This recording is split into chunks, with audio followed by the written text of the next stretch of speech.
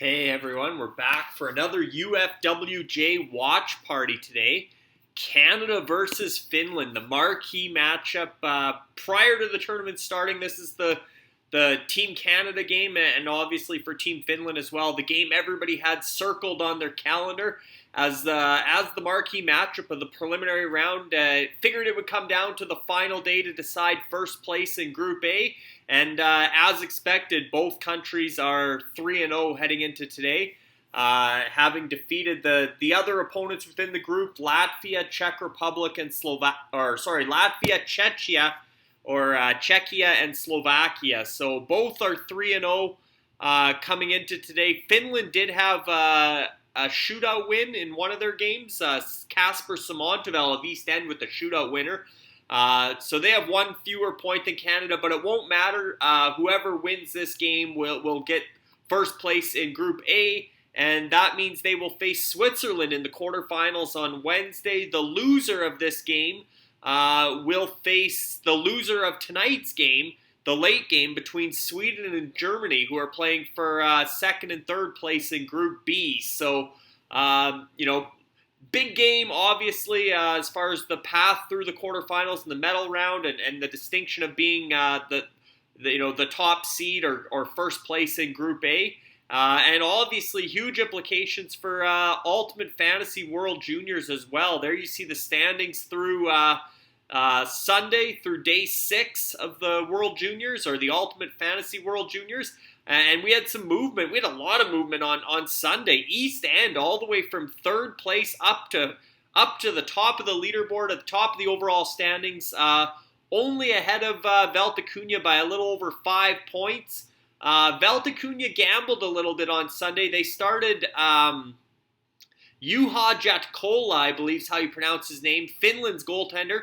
Finland won 9-3 over Slovakia, but they started Jatkola ahead of their number one, who they acquired in a trade earlier this week in UFWJ, Caden Mrbrejko of the United States. And Mrbrejko actually had a stronger win. Both were victorious. Finland won 9-3, and USA defeated Sweden 3-2. But Mrbrejko had more saves against Sweden than Jatkola against Slovakia. So the way it broke down, Mrbrejko actually had 9 fantasy points against 4.75 fantasy points is what they ended up getting from Jatkola with Mrbrejko on the bench. So you do the math there, and it's basically a dead heat. They would almost be tied for first. So we'll see if those 4 or 5 points come back to haunt Valtakunja, or how this game impacts that race for first place, for gold so far in UFWJ. Very good battle between East End and Valtakunja. And this game's huge. You take a look at Valtakunja's roster. I mean, we're talking about Mason McTavish, Connor Bedard. The list goes on and on. Their ringers that they've acquired via trade have been Americans. Caden Mrbrejko, obviously Matt Coronado made his Valtakunja debut last night, scored the game-winning goal in that 3-2 win for USA. So Valtakunja still had a top 3 day yesterday on day 6. But East End, their Finns were so good yesterday. Atu Räty, the aforementioned Kasper Samontevell, and Roni Hirvonen, the captain, as well as Kasper Puccio, who's been manning the point on that top power play unit. He's had a huge tournament, Kasper Puccio. So a guy that was the first overall pick in the CHL import draft a few years ago, came over, played in Swift Current, played in Everett. Now back playing pro in the Liga in Finland and having a big impact in this tournament. Kasper Puccio for East End, but they're Finns in general. They also have Ruben Rafkin, and I mean, it's not like they don't have any Canadians. They have Olin Zellweger, the Canadians quarterback on the power play, and Kent Johnson. I mean, we're watching it right now. The Michigan, how awesome was that to see the Michigan goal by Kent Johnson in that big win for Canada on Saturday. Obviously, to set up this big game today, Canada defeated Czechia 5-1 on Saturday, and Thomas Suchanek had a great goaltending performance in that game for Czechia. But Kent Johnson, with the goal of the tournament so far, pulls off the Michigan in super quick, super finesse fashion. He said he's been doing that move regularly since he was 14, and it was cool to hear all the players, including Bedard and others, talking about the Michigan. Logan Cooley from the States has tried it in this tournament. And they basically said what I was saying with Dean the other day is that this is now part of their skill set. There's not a player on the ice that can't pull off the Michigan if they get that opportunity. And like Bedard said, it's a good move around the net. Goaltenders are maybe a little slower to adapt. I don't know how many times, I'm sure in practice, goaltenders purposely get their teammates to do the Michigan in practice so they can adjust their body position and get used to trying to stop that move. But it's becoming more and more common. And we're certainly we might see another Michigan today or at some point in this tournament. And when Dean was on after that game on live on the UFSN Ultimate Fantasy Sports Twitch channel, we were talking and I made the comment, I said, over under 10 Michigan goals in the NHL next season.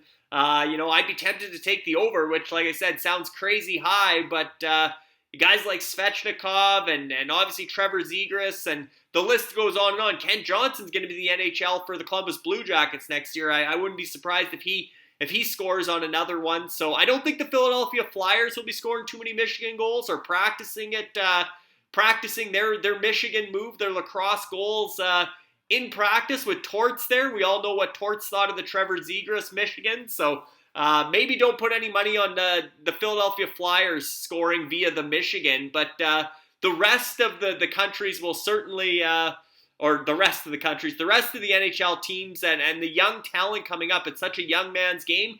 All these kids have been doing the Michigan for years, and they've perfected it to where it is part of their skill set, and it's to them, it's not this incredible move and a jaw dropper. Like we're all in awe over Kent Johnson's goal, and it was pretty spectacular, but it's becoming more and more common in the game, and it's just going to be a type of, like I said to Dean, it's the new saucer pass. For a while, throwing the waist-high saucer pass or backhand sauce was the big thing, right? Or some of these shootout moves that people have invented over the years, the Datsuk and things like that. Now it's the Michigan, but it's becoming so common that we probably won't even be talking about it in a year or two as a spectacular play, just as a hockey play.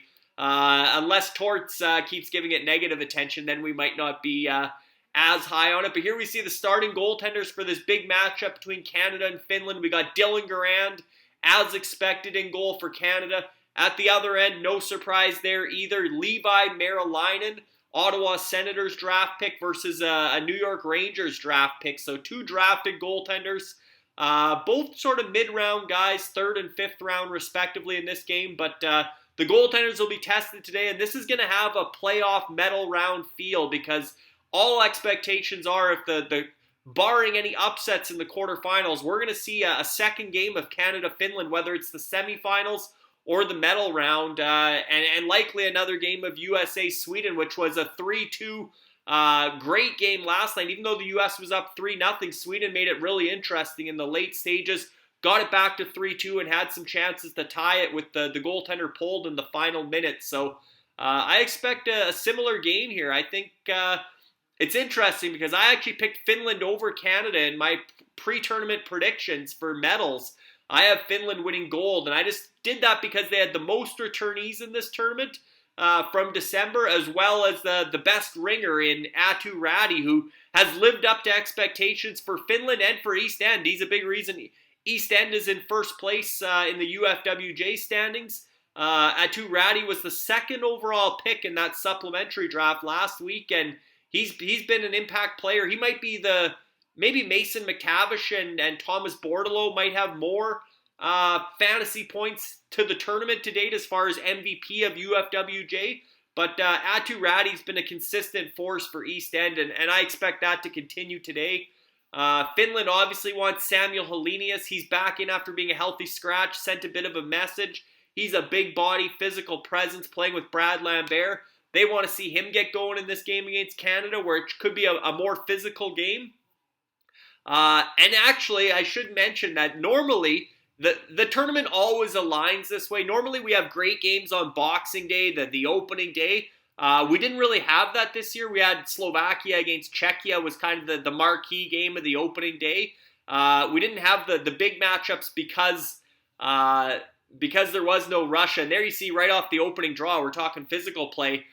Ridley Gregg upends Atu Ratty, who we were just talking about. So Ridley Gregg's an antagonist type player, Brad Marchand type player, super skilled, but also super good at getting under the opponent's skin, and he starts it off with just a hard battle off the face-off, but he got the better of Atu Ratty there, and no call. But yeah, I mean, normally, Boxing Day has a big game. Because Russia wasn't here, we didn't have that big game on Boxing Day, but we always have the New Year's Eve game, and this would normally be your New Year's Eve, preliminary round finale, as here we see Helenius in front of the net mixing it up, and this is going to have a bit of a rough feel, and Finland's not going to back down, put it that way. And I know Connor Bedard's been physical all tournament long, but back to the New Year's Eve thing, being that it would be New Year's Eve, I have a nice bottle here of Sipes Brut. If you are ever in the Okanagan Valley in British Columbia and you want some good sparkling wine, champagne, you want the Sipes Brut. It's a great bottle for $25. I could pour you a bottle of Moet for $200, or a glass of Moet for $100 for a tiny little bottle, or a glass of the Sipes Brut for $25 side by side.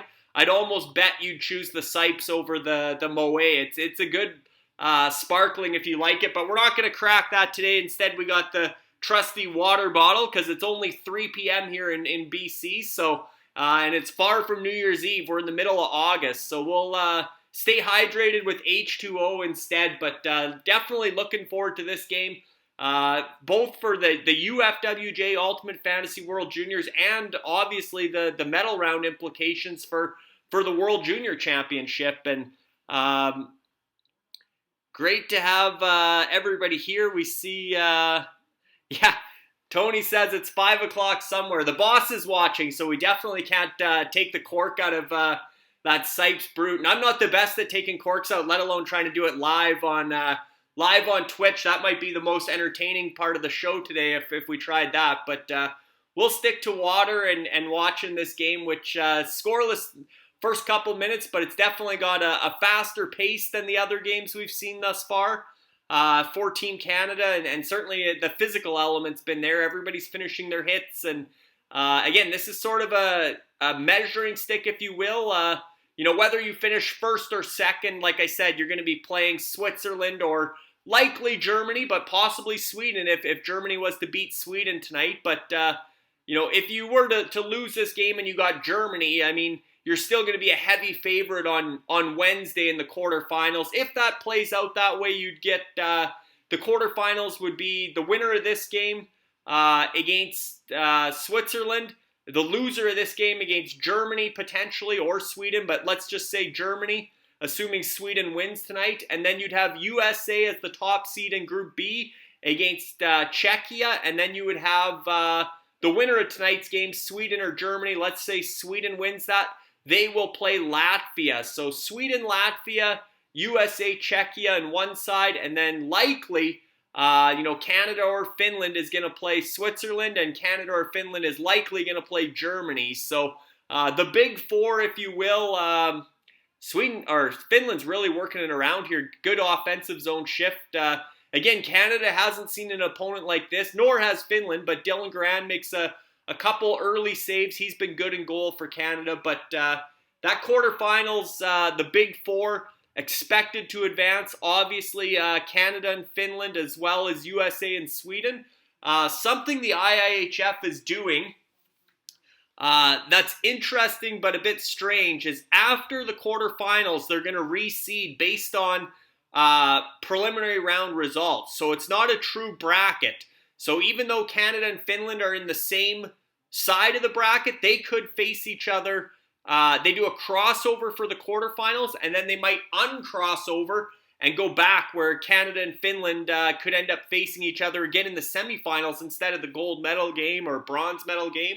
So they debuted that, I guess, at the Men's Worlds in May, and it applies here to the World Juniors as well. So if you're following on a bracket style for the quarterfinals, well, that doesn't really work because they reseed after the Wednesday's games before Friday's games. So if you're matched up in the bracket style, you're not necessarily going to play the opponent that it would look like in a bracket come Friday in the semifinals. So I don't really like that. I like the bracket style, keep it the way it is. But the NHL did that obviously in the COVID year when they had the bubble playoffs.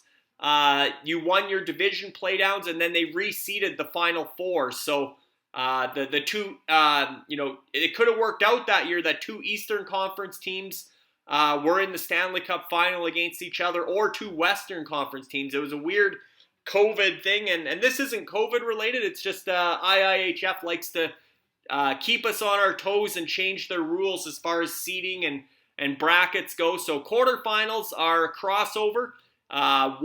If you're the winner, if you're top seed in Group A, you play the fourth seed in Group B.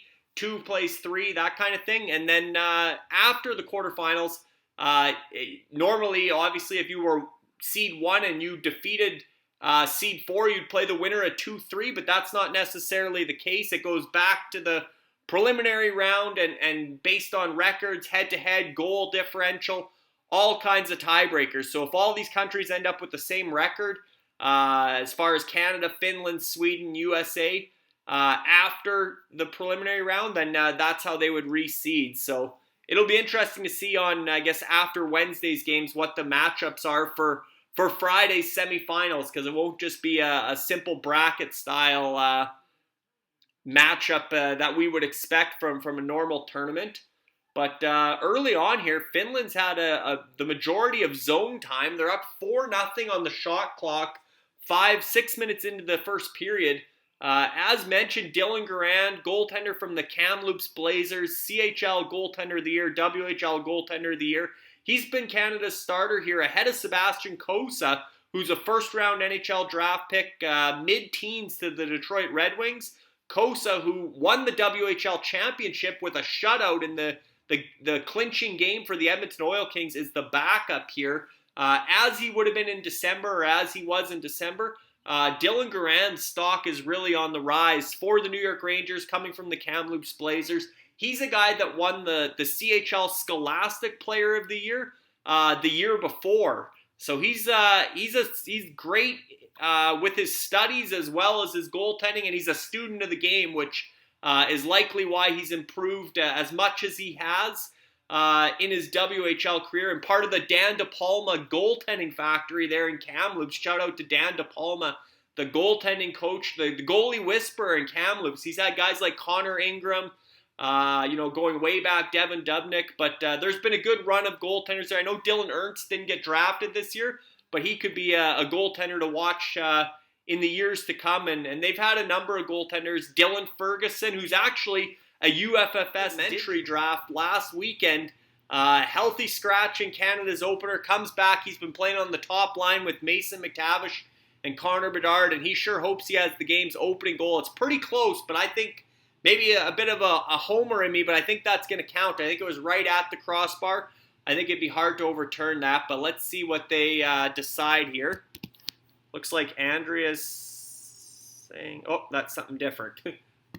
Just trying to make sure we're still going here with the UFWJ watch party. Everybody can see me if you're in the chat. Like I said, we got some local internet issues going on here as we wait to see if Canada's first goal will count. Officials making their way back out to make the announcement.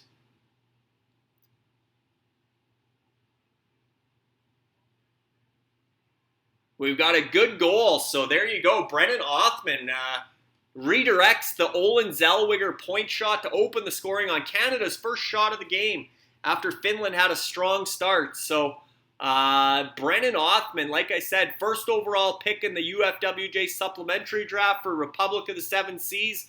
As you see, they're middle of the pack in UFWJ, but they're one of the contenders still going into the medal round, especially if Brennan Othman's scoring goals like that. At least one assist will go to Olin Zellweger of East End, which East End is watching this. But obviously McTavish and Bedard were out on the ice as well. So we'll see if Valtacunya offsets that. It looks like Connor Bedard's getting the second assist. So Bedard and Zellweger offset each other. And as far as East End Valtacunya goes, and the goal goes to The goal goes to Brennan Othman of Republic of the Seven Seas. He gets the icebreaker today. First overall pick in last weekend's supplementary draft. He wasn't on the roster in December.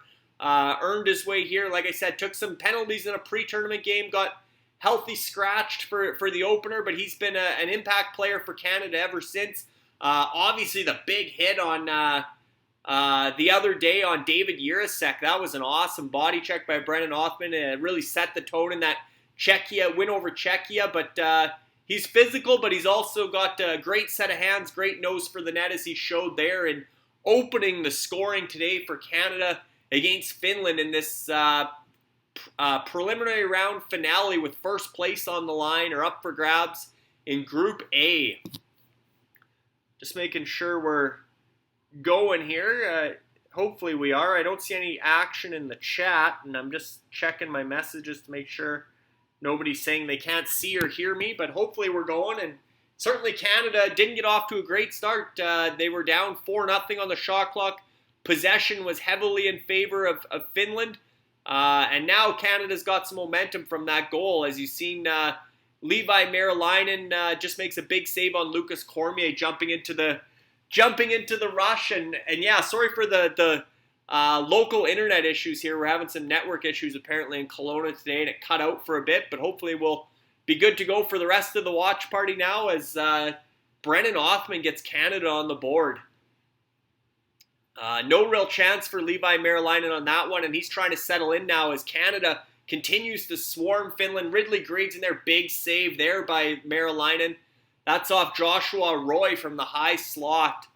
And back the other way goes Finland, and Finland's got a good counterattack for sure. They can transition into offense very quickly, so something Canada hasn't seen in this tournament, nor has Finland, in all honesty, playing against Czechia, who doesn't have more than one scoring line, really. They're not as deep. These two teams are both very four lines deep, and I mentioned Finland had the most returnees and got the ringer in Atu Räty, but Canada, I mean, look at Brennan Othman. He's on the top line. He opens the scoring as next man up for Canada, right? There's always the running joke, Canada could send two teams to the World Juniors and both would medal. They might play each other for gold, and we're seeing that in this tournament. Canada has, probably 10 players that aren't back, 9 players that aren't back from December, including guys like Dylan Guenther and Jake Neighbors from the Edmonton Oil Kings. Obviously, Owen Power and Shane Wright. Trying to think who all the other ones were. Justin Sordiff comes to mind, but there was a number of them. Whereas Finland didn't lose any of their big names, and they got their biggest name back in Atu Räty, who was scheduled to miss the December tournament due to a positive COVID test and inability to travel into Canada for the tournament. But he's here now, and he's looking to make an impact in this game. As are, obviously, Canada's top line gets on the board right away with Connor Bedard getting an assist. Mason McTavish was out there as well on the Brennan Othman goal. Olin Zellweger with the point shot there for East End. And again, you look at the standings and how important this game is because those teams, when we look at the rosters, have a lot of Finland and I mean, we should be looking at the updated rosters as well because they have changed quite a bit since the rosters have changed quite a bit since the draft. At least Valtacuna's roster has. They've made a few trades. They actually acquired another guy to watch today that's making his Valtacuna debut is William Dufour, and he plays on that line with Joshua Roy and Ridley Greig. So I guess the third line for Canada, but they'll be hoping he makes an impact today as one of their Canadian players. And looking at our tournament preview here, you can see Valtacuna has Connor Bedard, Mason McTavish, Ridley Greig, who we just talked about. So they got some tandems, some pairings here when you look at it that way. On Canada's top line, they got Bedard and McTavish. On Canada's third line, they got Ridley Greig, and now they've acquired William Dufour. That was a big trade. They sent out Sandis Vilmanis as well as Pateris Permelis, who actually advanced with Latvia to the quarterfinals. Bit unexpected. So they'll get some more games for Monstopia in the quarterfinals. But a blockbuster trade there as they acquired, as mentioned, William Dufour from Canada. They acquired Matt Coronado, who scored the game-winning goal last night for Team USA in his Val d'Acuna debut. So we'll see what William Dufour can do today. They also got Justin Volak, a German forward. But they gave up Connor Geekie, a guy that's likely going to be at that December tournament. They gave up, just trying to remember what they all gave up here. And as mentioned, they had already traded Carl Lindbaum for Caden Maberko, the USA goaltender starter. So their goaltending got upgraded earlier in the week, and now they've added a 3-for-3 as far as forwards go. And here comes Finland breaking in. Oh, but couldn't quite cut to the net there. So Canada's playing well defensively, tightening up a little bit. And again, nice physical play from both sides. It feels like a medal round game. You can tell they're both trying to set the tone and ramp up their play from the first 3 games, which were kind of a feeling out process. Now they're playing like there's something at stake here, and there is. It's first place in Group A and then the right to play Switzerland in the quarterfinals on Wednesday as Finland takes the first penalty of the game, a slashing call. It's going to send Canada to the game's first power play up 1-0.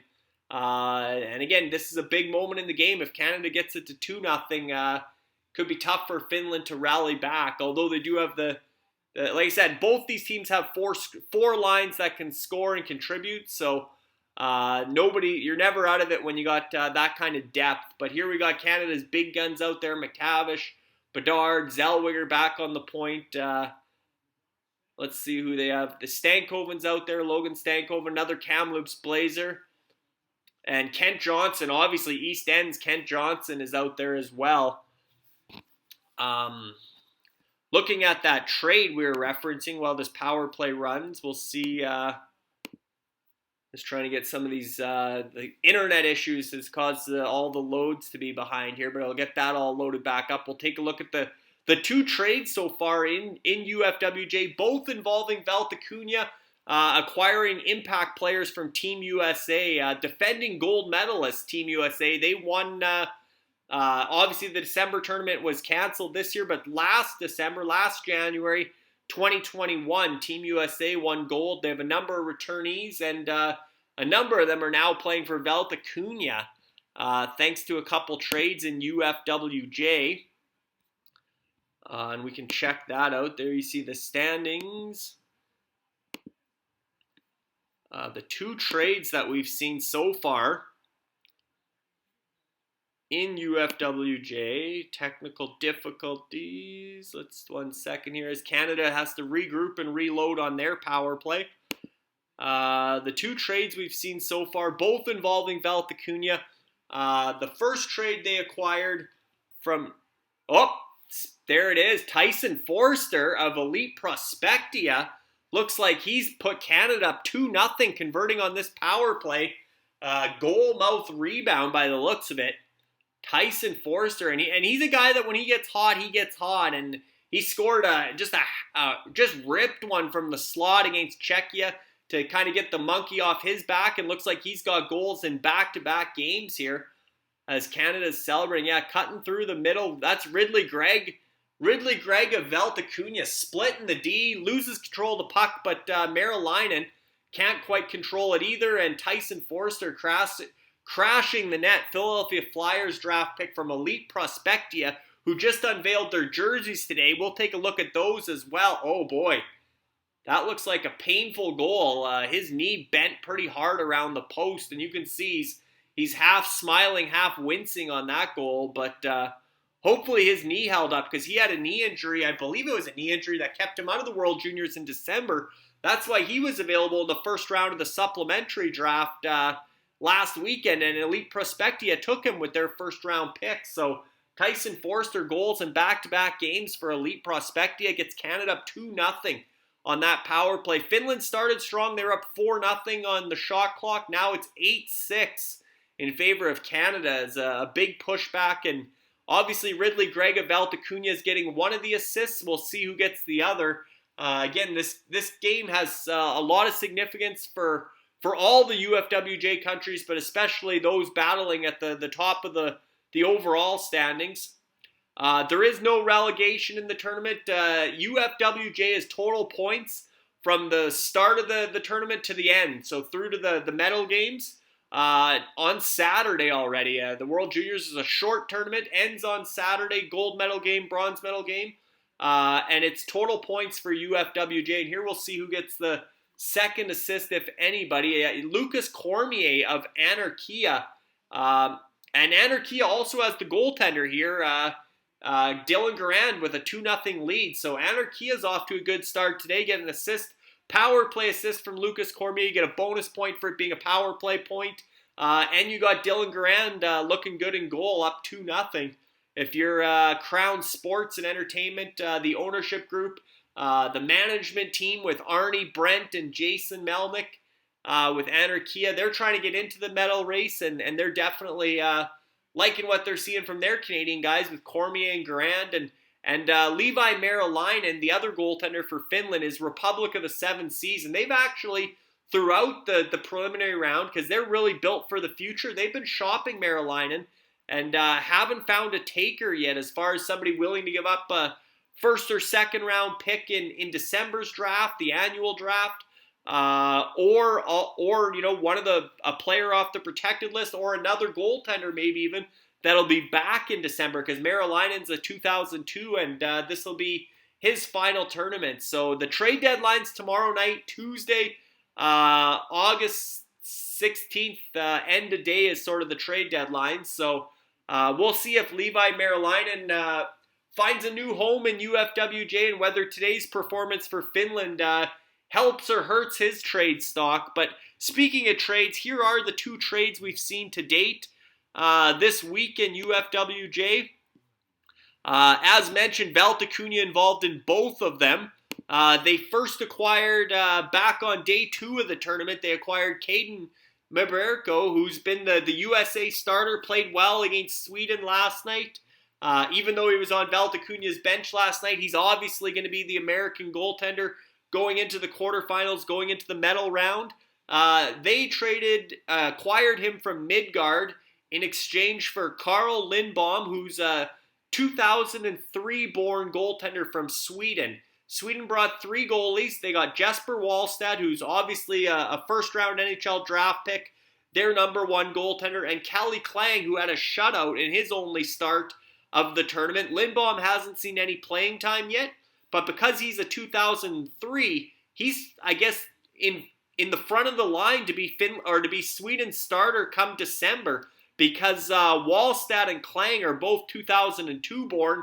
This is their final tournament of World Juniors, and I can't believe Forster's back out there and skating with the way his knee bent around that goal post. That was a heavy, heavy collision with the post, and I believe it might have been a shoulder injury that kept him out of the World Juniors. I think it was a shoulder surgery that kept him out in December, not a knee, but still, that's scary when your knee, it's not supposed to bend that way. It looks like Liz's leg today. She had a rough fall from a horse and's got a bouncing back from a break or a fractured leg. So we'll see how Tyson Forster holds up after his knee bending backwards. But again, these trades, Carl Lindbom from the Midgard side, they were at the bottom of the standings for most of the week. They actually overtook Elite Prospectia yesterday. Again, now Tyson Forster's goal maybe puts Elite Prospectia back ahead in the standings, but as Canada breaks in again, big save there for Merilainen. But yeah, so from Midgard's perspective, they're looking at the December tournament. They get Carl Lindbom, a 2003 goaltender, who will be back in December. As mentioned, he's going to be the only returning goaltender for Sweden, so projected starter for that December tournament, which is great. This is a dynasty league, so your returning players keep coming back, and you're going to have a high draft pick if you're at the bottom of the standings in every round of that annual draft. So we'll see how much the medalists change from year to year, whereas, the actual World Juniors, you're expecting Canada, USA, Finland, Sweden, Russia. Well, Russia's not at this tournament or the December tournament, but normally Russia's a medal contender, but you always expect the same medal contenders. UFWJ is going to be interesting because every country has players from every team, and I think you're going to see a little bit more turnover as far as the medal favorites from tournament to tournament, year to year. Just double checking one thing here.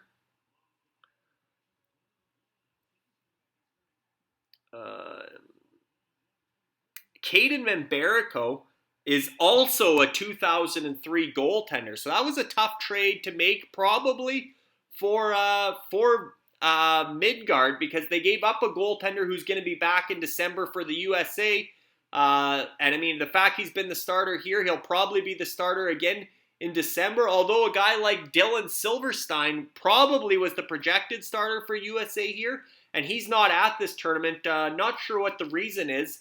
As a 2004-born goaltender, he might have been the starter, but now if Mbereko has a great tournament for USA, which so far so good, you have to think he's going to be a 2-year starter, and he'll be back at that December tournament. So Midgard will be hoping that Carl Lindbaum is the starter for Sweden in December, and that he plays as good as Mbereko come December. Otherwise, you gave up 2 good tournaments of USA starter, but you also got back a second-round pick in that December annual draft, which the way that works is every country drafts every round, reverse order of standings, until your roster's filled. Your 25-man roster, your 5-man protected list, potential to have expanded protected lists for that December draft, or so some roster adjustments there to get more future players for future tournaments rostered in UFWJ, being a dynasty league.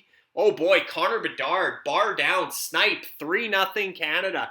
What a goal, what a shot from Connor Bedard. He shoots it as well as anybody as a 16, 17-year-old guy. He rips that puck, and Levi Merilainen, just got absolute. That was just a one-on-one play. Bedard, the shooter, Merilainen, the goaltender. Bedard blew it past him. Off the rush, bar down, it looked like. So we'll see here. Yeah, it's McTavish heading it up to Bedard. Gets a little wide, top of the circle though, and over the glove hand shoulder. Again, Connor Bedard has an all-world shot. He shoots the puck like Austin Matthews, and he's probably going to score 50-plus goals in the NHL a number of seasons, but Levi Merilainen might want that one back. He's a bigger goaltender. He went down pretty early. Bedard went bar down roof. I mean, not too many goaltenders are going to stop that shot, but now with 2:41 to go in the first period, Canada's up 3-0 now. Connor Bedard of Velta-Cunha, as we're looking at Velta-Cunha's trades here, breaking those down. But again, Velta-Cunha did a good job of acquiring players that'll be back in December. Caden Mbereko from Midgard and Matt Coronado, who's been the goal-scoring leader for USA, had the game-winning goal against Sweden. He's got 4 goals in four goals in as many games. Scored in 3 straight to end the preliminary round, so he's got the hot hand. I think he might be leading the tournament in shots on goal, or among the leaders. So Coronado's a great pickup, not only for this tournament, but also for the Christmas or the winter tournament. And I lied. Matt Coronado is a 2002-born player, so Velta-Cunha won't have Matt Coronado at the next tournament. So he's a ringer, a one-and-done ringer, and as is William Dufour, I believe. I'll double-check that as well. But yeah, Velta-Cunha has been the country that's been active in acquiring talent on the trade block so far. As we approach sort of today's essentially the midpoint of UFWJ, Ultimate Fantasy World Juniors. Canada had played 3 games coming into today. Today's their 4th game, and then there's the 3 medal round games if you win quarterfinal, semifinal, and the medal game. So you can say this game's the midpoint for these countries, and as well for UFWJ. And yeah, obviously William Dufour is signed by the Islanders, and he's a 2002 as well. So as far as what they gave up in that trade with Monstopia, in order to acquire Coronado and Dufour as one-and-done ringers, try to put Velta-Cunha over the top for this tournament, try to, outgun East End, who's currently leading, or was leading heading into today. And now, again, you see Connor Bedard of Velta-Cunha snipe this 3-0 goal from Mason McTavish, Velta-Cunha teammates. So definitely Velta-Cunha is off to a hot start in the game that we are featuring here in today's watch party. Canada-Finland. Canada up 3-0 late in the first period, minute 35 to go. But again, Velta-Cunha with their trades, Sent to Monstopia, Peter Hauser, who's a 2003 Czechia. Sandis Vilmanis and Pateris Permelis are both, Vilmanis is a 2004, I think Permelis is a 2003, but they have more, they're all players that'll be back for Monstopia at the December tournament, as well as Connor Geekie will likely be on Team Canada, or certainly a roster contender for this December, and definitely, or for the 2023 tournament, and definitely will be there for the 2024 tournament. So they're going to get a tournament out of Connor Geekie, if not two.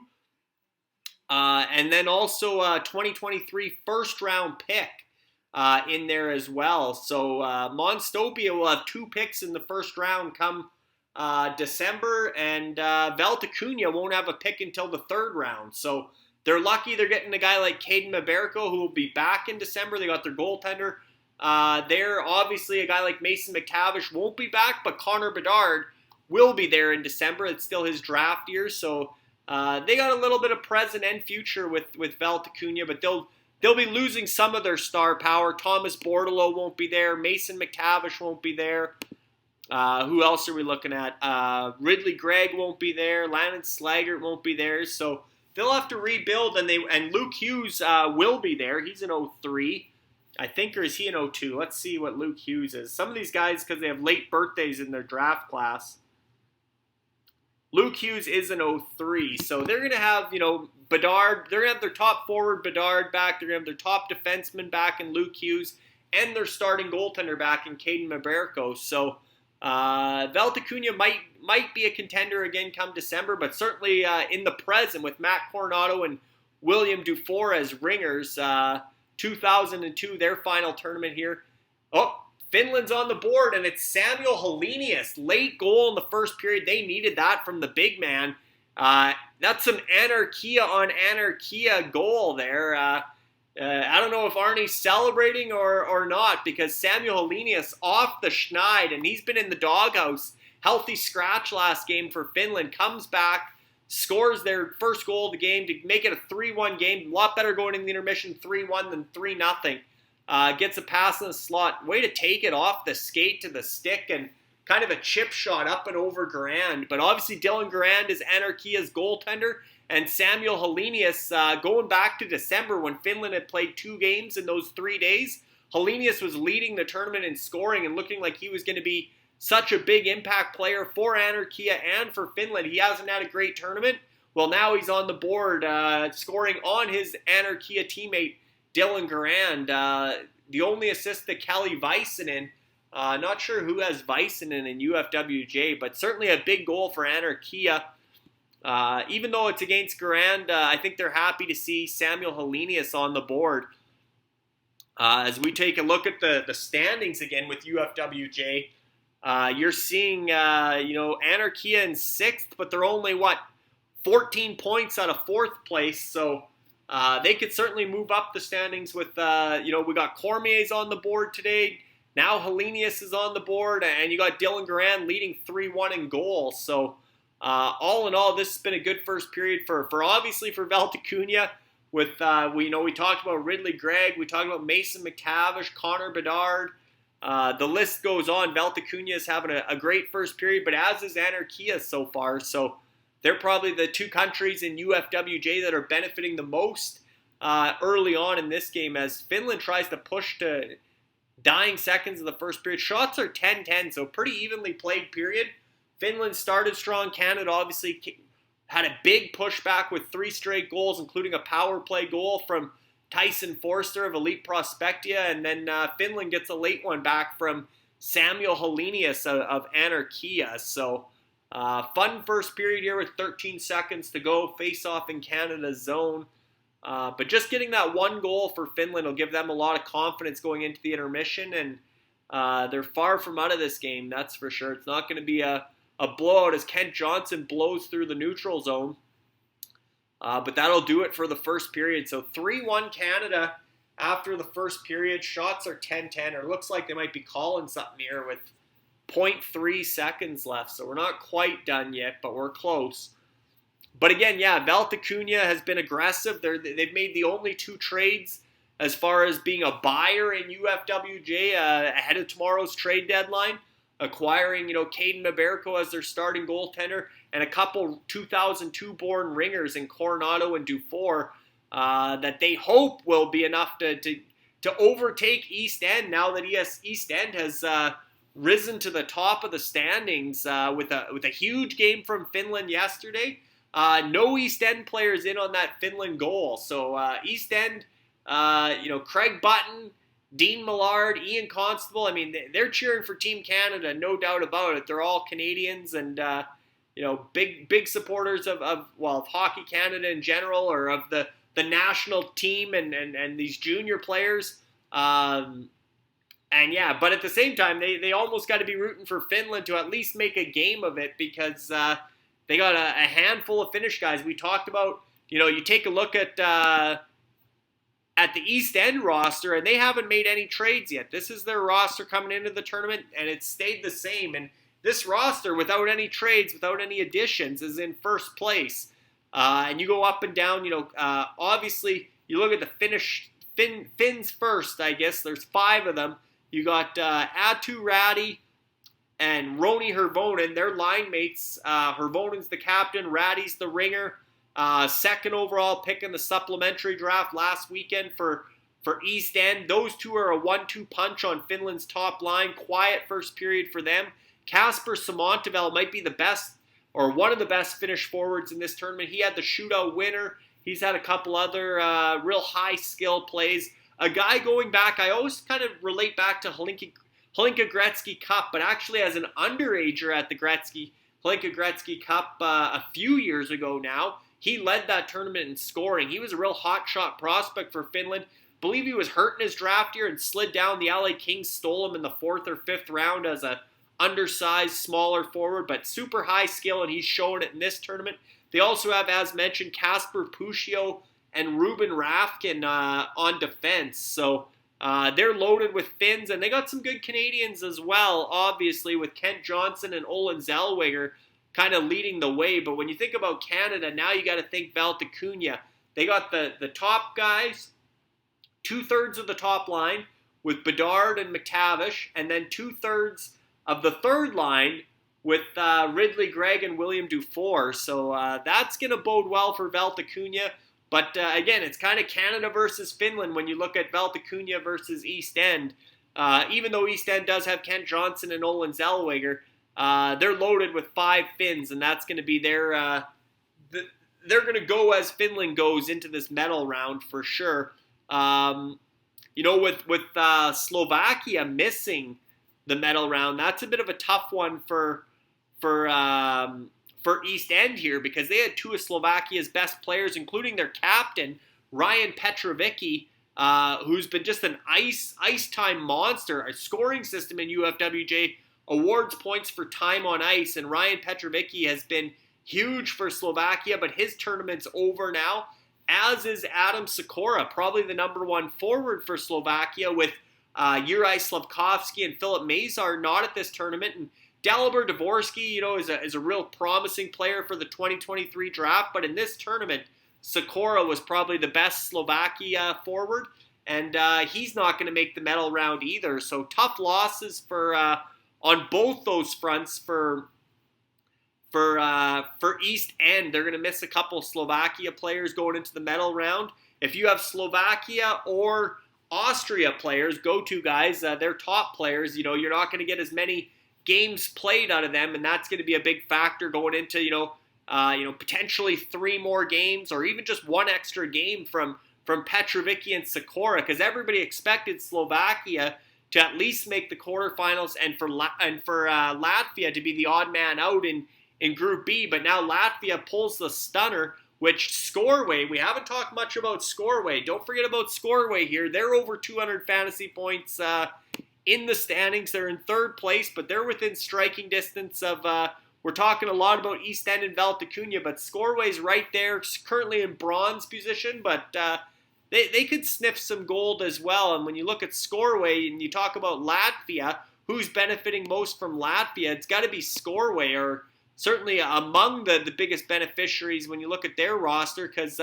it was funny, even during the supplementary draft, Can West and Curtis Johnson were like, we'll take any goalie except Latvia kind of strategy. And it was going to be who steps up and takes Latvia's goalie, expecting they might get lit up in a lot of the games or some blowout losses. But Bruno Bruveris, the number one goaltender for Latvia, was selected by Scoreway. Dale Hardy took a chance on Bruno Bruveris, and he's been awesome. Of course, he just had the big win yesterday over Czechia, the 3-2 win. He stopped a penalty shot in the third period by Jan Mysak. Was that a 5-2 win? Latvia over Czechia, because their captain, Ralph Bergmanis, another big story of this tournament, he actually went in supplementary draft 3.0. He was one of the 5 leftover players, captain of Austria, or captain of Latvia. He went to Monstopia, and he's probably been one of their best players throughout the tournament. Again, time on ice is huge for Ralph Bergmanis. He might even, now that Latvia made the playoffs, made the quarterfinals, the medal round, Ralph Bergmanis might have some trade value. Who would have thought you'd be trying to trade for a Latvian in UFWJ? But it's possible, because all of a sudden Latvia in, Slovakia out. It'll be interesting to see. You look at a team like East End, Adam Sikora is a really promising player. He could play in 2 more World Juniors, but he's not going to be playing in the medal round. Do you move Adam Sikora for a guy like, Ralph Bergmanis, who might only get you 1 more game and won't be back in December? Is it worth it? You always got to weigh the pros and cons of those types of trades. But it's going to be interesting to see what some of these countries that have Austria and Slovakia players, do they try to move those, especially if they're going to be returning in December? Do they move them to non-medal contenders in exchange for guys from Latvia, guys from who was the early game today? I should know. Switzerland that knocked out Austria. So, are you looking to trade Austrian players for Swiss players? Are you looking to trade Slovakian players for Latvian players now all of the sudden?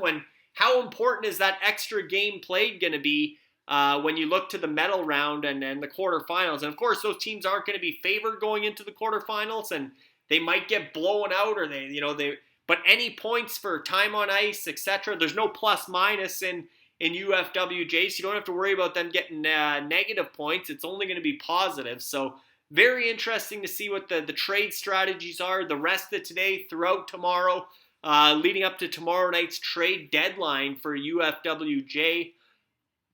But yeah, you look at Scoreway with Bruno Bruveris from Latvia, although they did lose with Latvia advancing, and kind of interesting because they have a lot of players from the countries that aren't as prominent, but they got their best players. Alexander Blank from Germany. Germany's making the medal round. He has a hat trick in this tournament already. He's been their go-to guy.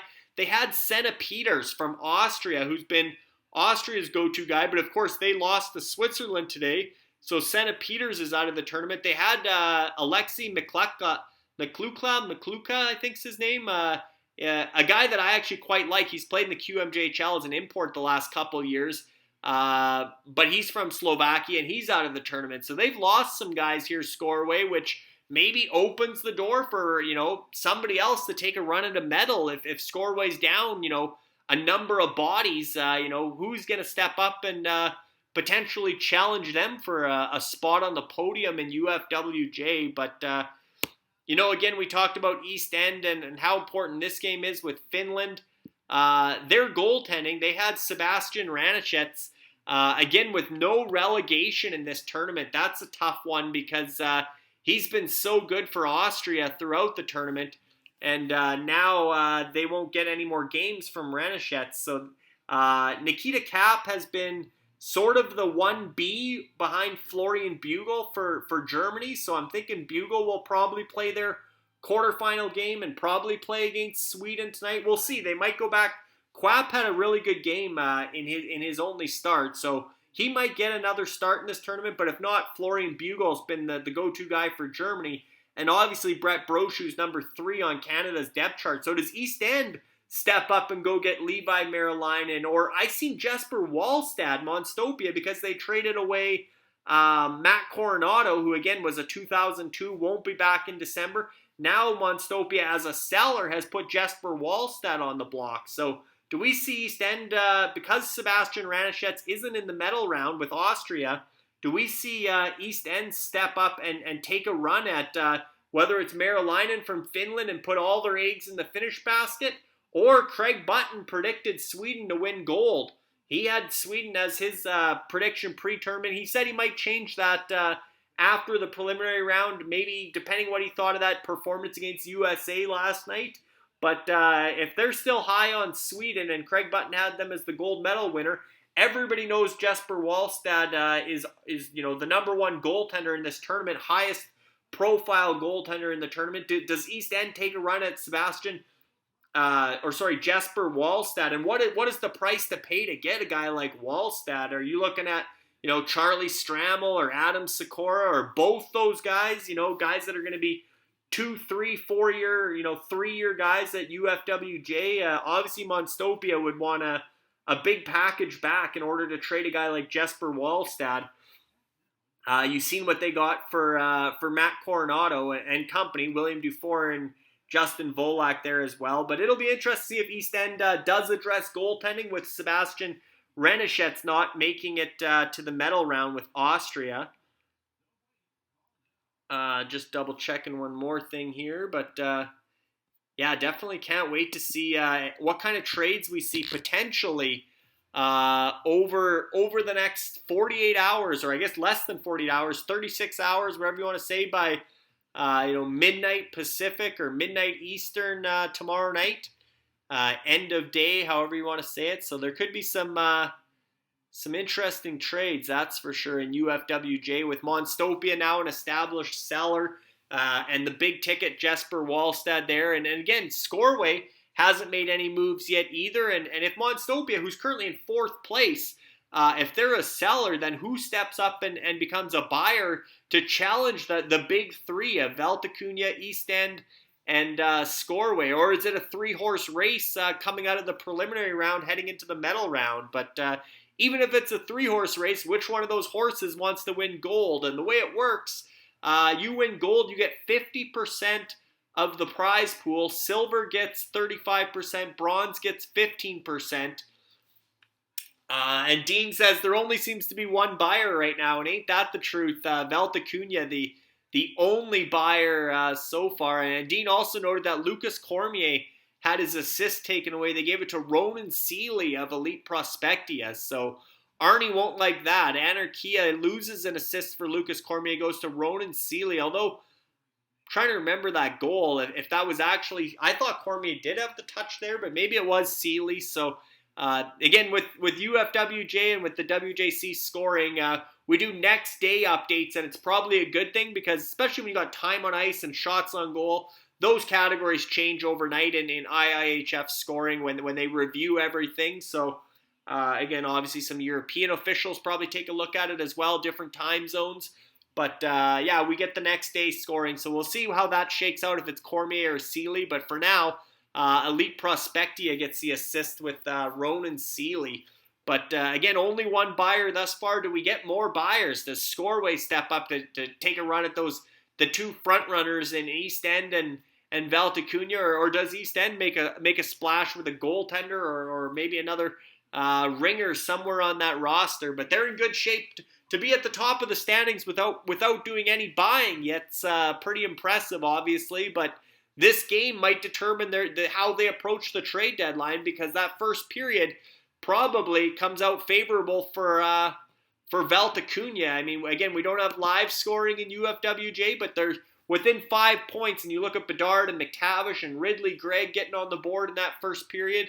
Probably Valtakunya, depending on also the scoring from the early game with Switzerland and Austria. But generally, looking at this game, Valtakunya might be back in the lead through one period. So, goal and an assist are worth 2.5 fantasy points each. A power play points worth one fantasy point. So game-winning goals are worth 1 fantasy point. You can take a look at the scoring system for UFWJ here.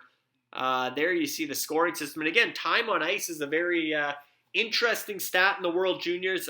10 countries for UFWJ, 25-man roster, mirrors the actual World Juniors. So all 249 players that are at the World Juniors. Sweden only brought 24 players. They didn't bring 25. So Republic of the Seven Seas is our Sweden. They had Joel Marchand get cut, Switzerland's last forward cut.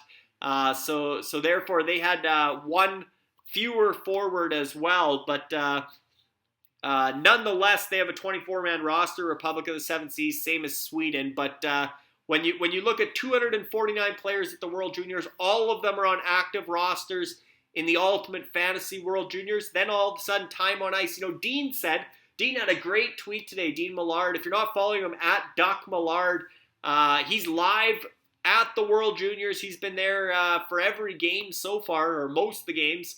I'm sure he'll be there throughout the medal round at Rogers Place in Edmonton. So great to have Dean live on location there, and he's been doing some live streaming as well post-game here on the UFSN Ultimate Fantasy Sports Twitch channel.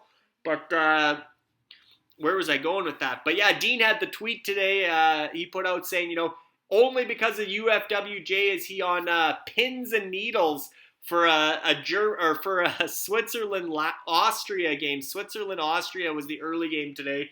And Dean was in attendance. Let's see that tweet because we got it here. Ultimate Fantasy World Juniors on Twitter. We retweeted that, so we can bring that up here and show you. And then we'll show you Elite Prospectia's jersey uniform reveal that happened today as well. But Dean says, this is what UFWJ does. I'm on pins and needles watching Austria-Switzerland at the World Junior Championship with about 70 people at Rogers Place in Edmonton. Obviously a better crowd for this evening, late afternoon game between Canada and Finland. But that early game, not a lot of attendance for Austria-Switzerland, even though the winner was advancing to the quarterfinals. Big game, but so yeah, here they still have, on TSN summary, they still have Cormier getting that assist, but they may not have updated it. They have Cormier with 2 assists in the first period, but as Dean mentioned, they did change one of them to Ronan Seeley. I'm not sure. Must be that Bedard goal that got changed, I'm guessing, because I'm pretty sure it was Cormier on the Forster goal, the power play goal. As Gord and Mike recap the first period, look ahead to the second period. But yeah, I mean, the UFWJ being a part of the world's only dynasty league for the World Juniors, where every single player at the World Juniors has value, especially when you look at that scoring system and you see time on ice. Yeah, it's only 0.05 per minute, but if somebody plays 20 minutes of ice time, that's a full fantasy point. And again, when you're going into games played and guys from Latvia, guys from Switzerland versus guys from Austria or Slovakia, all of a sudden, you're getting an extra fantasy point here and there that's going to really help, help your chances at winning a medal in the Ultimate Fantasy World Juniors. But that's the scoring system, and Dean had that great tweet. And before the intermission's over, we should take a look at Elite Prospectia's uniforms and some of the other uniforms in UFWJ. But Elite Prospectia released their jerseys today with the help of Commissioner Andrea Karandek from the UFHL. She designed all of the uniforms for UFWJ, and here we see Elite Prospectia. There's their flag. You see their flag, just a great-looking flag, and then you see their uniforms. How sharp is that? There's the Darks. Logan Stankoven, their captain. They'd love to see him get on the board. Although, again, his line mate, Tyson Forster, has a power play goal that made it.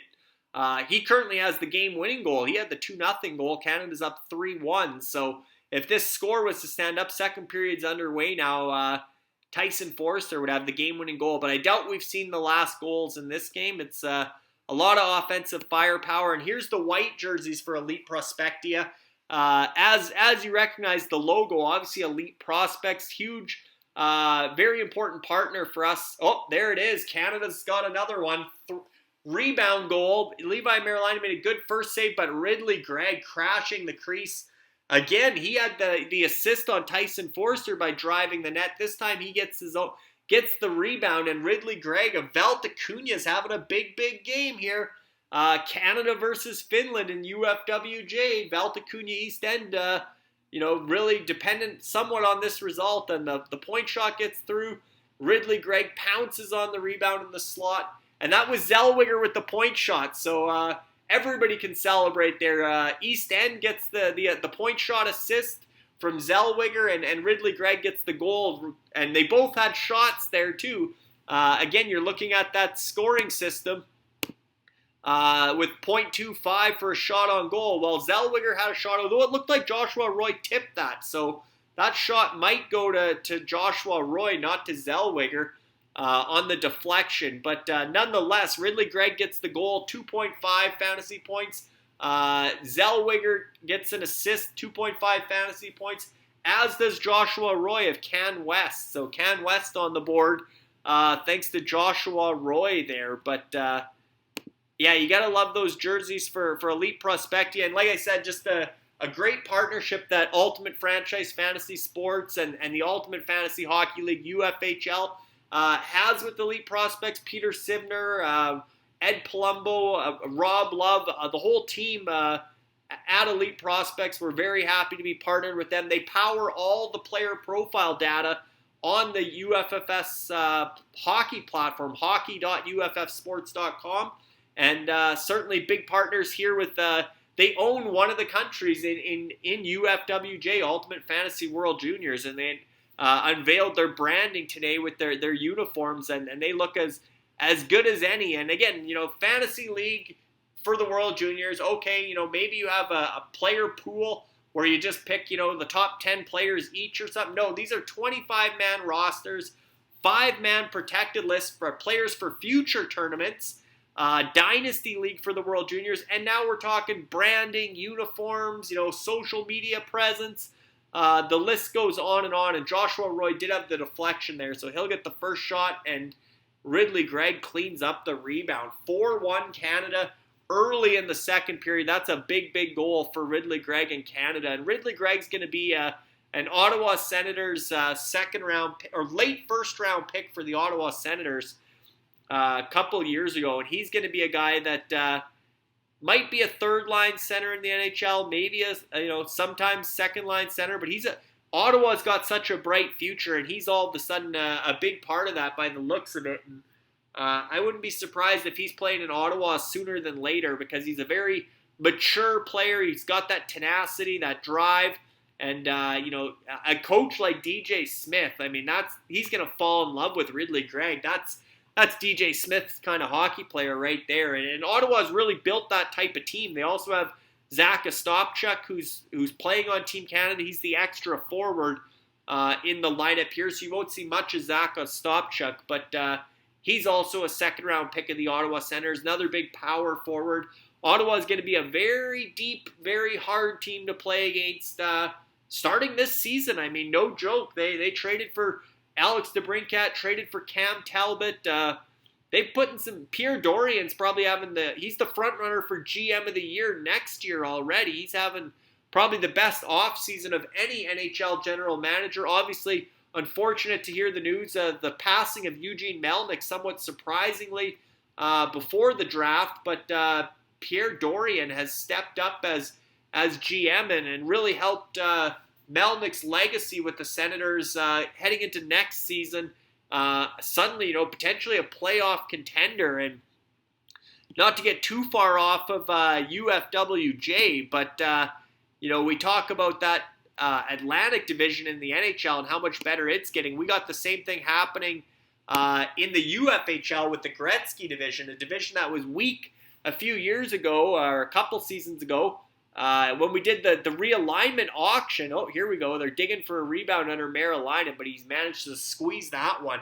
Canada's getting a lot of deflections on point shots, but when we did the division realignment auction in December of 2020, so 2.5 years ago, a lot of franchises were bidding to be in the Gretzky division, and that puck was sitting loose behind Marilainen. Just Ridley Gregg couldn't quite get to it that time. I don't think they knew it popped out, but it was definitely loose. And Greg wasn't far off, though. Him and Joshua Roy were standing on top of Marilainen, but didn't see the puck behind him. or it would be 5-1 for Canada. So that's a bit of a lucky break. Merilainen still smiling, 4-1.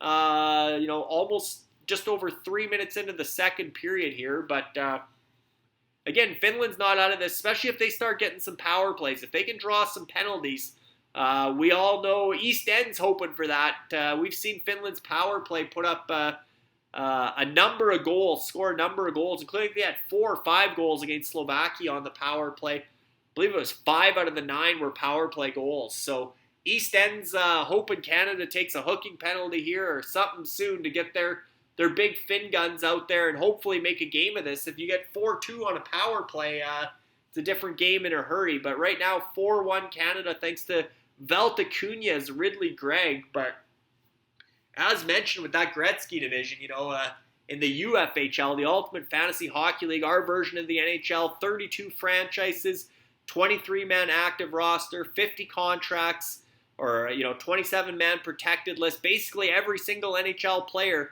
has value in the UFHL as well. We don't have time on ice there yet, but it's a category that's going to be voted on for shorthanded time on ice specifically.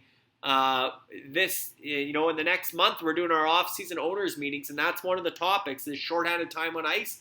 And I did look into Fantrax, the advanced scoring. If you have a premium version of Fantrax, it does have shorthanded time on ice. So that is something that we can look at and vote on in the Ultimate Fantasy Hockey League. But back in December 2020, everybody wanted into that Gretzky division. When they were bidding on which division they want to be in, a number of UFHL franchises bid specifically to be in the Gretzky division, thinking the way the lottery was working early on, that was going to be the weak division. They had the weak links, if you will. Flash forward 2 seasons and into this off season 2.5 years later, that might be the powerhouse division now in the UFHL. The North Stars just made a huge trade, 2 huge trades. They acquired John Klingberg from the Yetis, who were a top team, gave up some good assets there, but then went out and became buyers again, acquiring Thomas Hertl and Jake DeBrusk from the Blades of Steel just today or yesterday. So that was another big trade for the North Stars, who were a lottery team last year, now looking to make the playoffs. Just like Duckman's domination is breakaway for Canada stopped. That was Kent Johnson of East End. Speaking of Duckmans and Dean Millard, East End could have used that breakaway goal there from Kent Johnson, would have blown it open would have made it 5-1, but Merilainen's made some good saves despite it being 4-1. And again, a lot of the goals have been rebounds or deflections, tough saves. The straight-on shots he's mostly stopped as he turned away Kent Johnson there. We're talking about the Ottawa Senators, and Levi Merilainen might now be their goaltender of the future because they traded away Philip Gustafsson, who was thought to be their goaltender of the future, 1-for-1 for Cam Talbot. So Talbot's the goaltender of the present, but he only has probably 2-3 seasons left at most. And you're looking at Levi Merilainen, Mads Sogard, Kevin Mandolese. But I'd say Levi Merilainen all of a sudden's their top goaltending prospect in Ottawa, and he might be their future starter that we're watching here. Him battling Ridley Gregg, 2 potential teammates with the Ottawa Senators in the years to come. But again, the reason I thought of that Gretzky division is because I look at the Atlantic division in the NHL. Buffalo, Ottawa, Detroit, Montreal, all rebuilding franchises, but they're all getting better in a hurry. Montreal winning the lottery, getting Juraj Slafkovsky, and now Marty St. Louis being there, depending on Carey Price's health. If he's back, no real word on that, but if he's back, Montreal, when I look at that roster, it's rebuilding, but they got a lot of young talent coming, and they're going to be very deep very soon.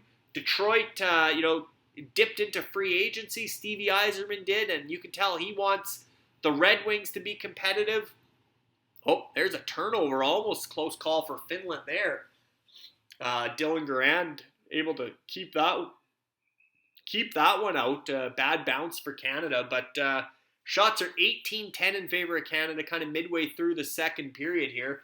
But Detroit's getting better. Montreal eventually be better. Buffalo under Donnie Granato really took a step last year. And then, with the Jack Eichel trade and those pieces are all falling into place, Buffalo might have the best prospect pool in the entire NHL, or one of the best. They're going to have Owen Power as a full-timer next year. He's not here. He could be at this tournament playing for Canada, but he's getting ready for Buffalo's training camp starting 1 month from today on September 15th. He'll be playing in a rookie tournament for Buffalo. So prospect tournaments start on September 15th, or probably prospect tournaments probably start around September 10th, I'd say, somewhere in there. So it's weird. Usually this is the slow time of the off season, but with the World Juniors being in August, we're going to have about 3 weeks off, and then we're going to be into prospect tournaments, rookie camps, rookie tournaments. That was Ethan Del Maestro with the turnover there, but it actually went wide. Grand didn't have to make a save, but off a shin pad and wide off of, that was Atu Ratty on the forecheck. So that would have been a big turning point if that puck went past Dylan Grand. But again, it's going to be not much of an off season. 3 weeks from now, we're going to, we still have a week of World Juniors and then basically 2 weeks off, and then we're into rookie camps and prospect tournaments, and then main camp, and we're doing UFHL off-season meetings starting, not this coming weekend, but next weekend, and then we got 4 or 5 meetings, probably 5 meetings there, and a bunch of voting, and then, next thing you know, October 10th, preseason roster deadline, October 11th, the NHL puck drops on the NHL season, so we're enjoying Ultimate Fantasy World Juniors, but it won't be long, and we'll be talking all about the Ultimate Fantasy Hockey League again with Dean Millard back in the host chair for UFHL now. And again, the insiders got to start digging up breaking some of these trades. There's been so many blockbusters in the offseason. I got to keep reconnecting with all the different UFHL GMs and assistant GMs and scouts and owners, and make sure we got some tidbits leading up to the season for UFHL now, which likely will be back at some point in September, is the plan. I was supposed to maybe go on a holiday in September, but I don't know if that's going to be possible with how much UFHL stuff's going to be coming right away. But now Finland is getting a power play. Looks like Connor Bedard's going to the box. He's unsure why. He doesn't like the call, that's for sure. But 4-1... 7 minutes into the second period, and Connor Bedard's getting a holding the stick penalty.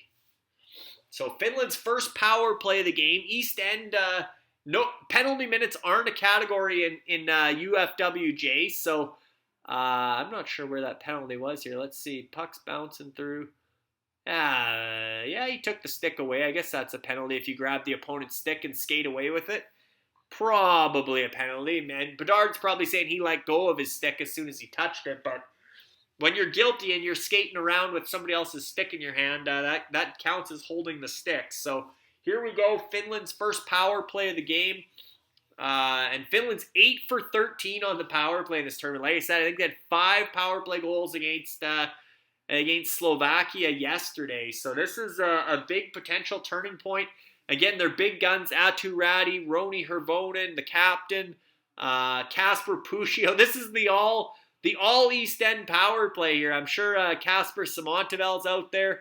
There's Hirvonen in on the forecheck. So yeah, if Finland scores a power play goal here, this could be over 10 points. 10 point swing for Finland just with one goal, or for East End rather, just with one finished power play goal, when you got 4 of the 5 guys on the ice. So I believe Joachim Kemmel will be the 5th guy on the other wall. But yeah, definitely this is a time where East End at 4-1, even if they're Topi Nomela's at the point, so they got 2D out there. But yeah, even if you're East End and you're cheering for Team Canada and you're your Canadian pride, you'd be happy to see Finland score a power play goal here with all 3 goal and both assists to guys from East End, and they're all out on the ice. So this is a big moment for East End as far as them cheering for Finland in a situation like this. We've seen Kent Johnson get stopped on a breakaway. East End's hoping their luck changes. Oh, here goes another breakaway. Who do we have here? We got stopped. That was Will Cooley, I believe. Big forward for the New York Ranger prospect. poked that puck away at the blue line, had a clear-cut breakaway, and that's the second breakaway save for Maryline in this period. So again, he's allowed 4 goals on 19 shots, only 15 saves, but he stopped a couple breakaways, and there's a bad break for Finland, trying to go D to D, and it hits a dropped stick and comes out of the zone. So they're down to 30 seconds on this power play coming back in, and now this is the scoreway units out there. Now we do have Joachim Kemmel. I'm assuming Brad Lambert might be on this unit. Probably big Samuel Helenius, who has Finland's goal. That's Anarchia, but this second unit favors Scoreway, who's also a medal contender. Roby Jarventi's on this unit as well. And Jarventi, I'm trying to remember who has him in UFWJ, because I believe that's another contending team. Let me take a look here.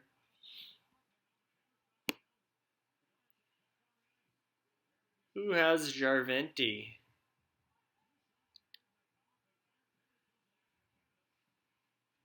Is that Scoreway again? Does Scoreway have Jarventi? No. Oops, let's see here.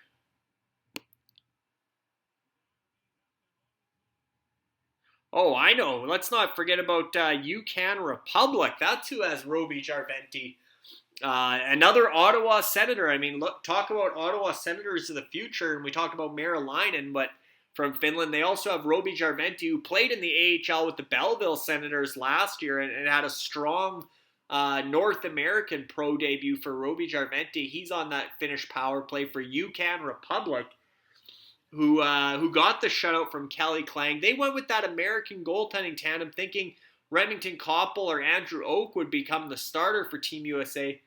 Sorry, that was William Dufour on the breakaway, not Will Cooley. So that would have been a backbreaker for East End. Talk about backbreakers. You got 4 Finnish guys out there on the power play, and all of a sudden Valtakunya's new guy, William Dufour, is breaking in shorthanded breakaway. That would have been a big TSN turning point in the UFWJ overall standings if William Dufour scores shorthanded for Valtakunya with 4 Finnish players out there for East End. But when you think about it, at least, power play, shorthanded goal wouldn't count for plus minus, but at least plus minus wouldn't be a category there for East End on the bright side. But I know Dean Millard's a big fan of plus minus in fantasy sports, in fantasy hockey, but no plus minus in the Ultimate Fantasy World Juniors. But still, what a turning point that would have been if Finland had 4 East End players out there for their power play, and lo and behold, Valtakunya would have got a shorthanded breakaway goal from William Dufour.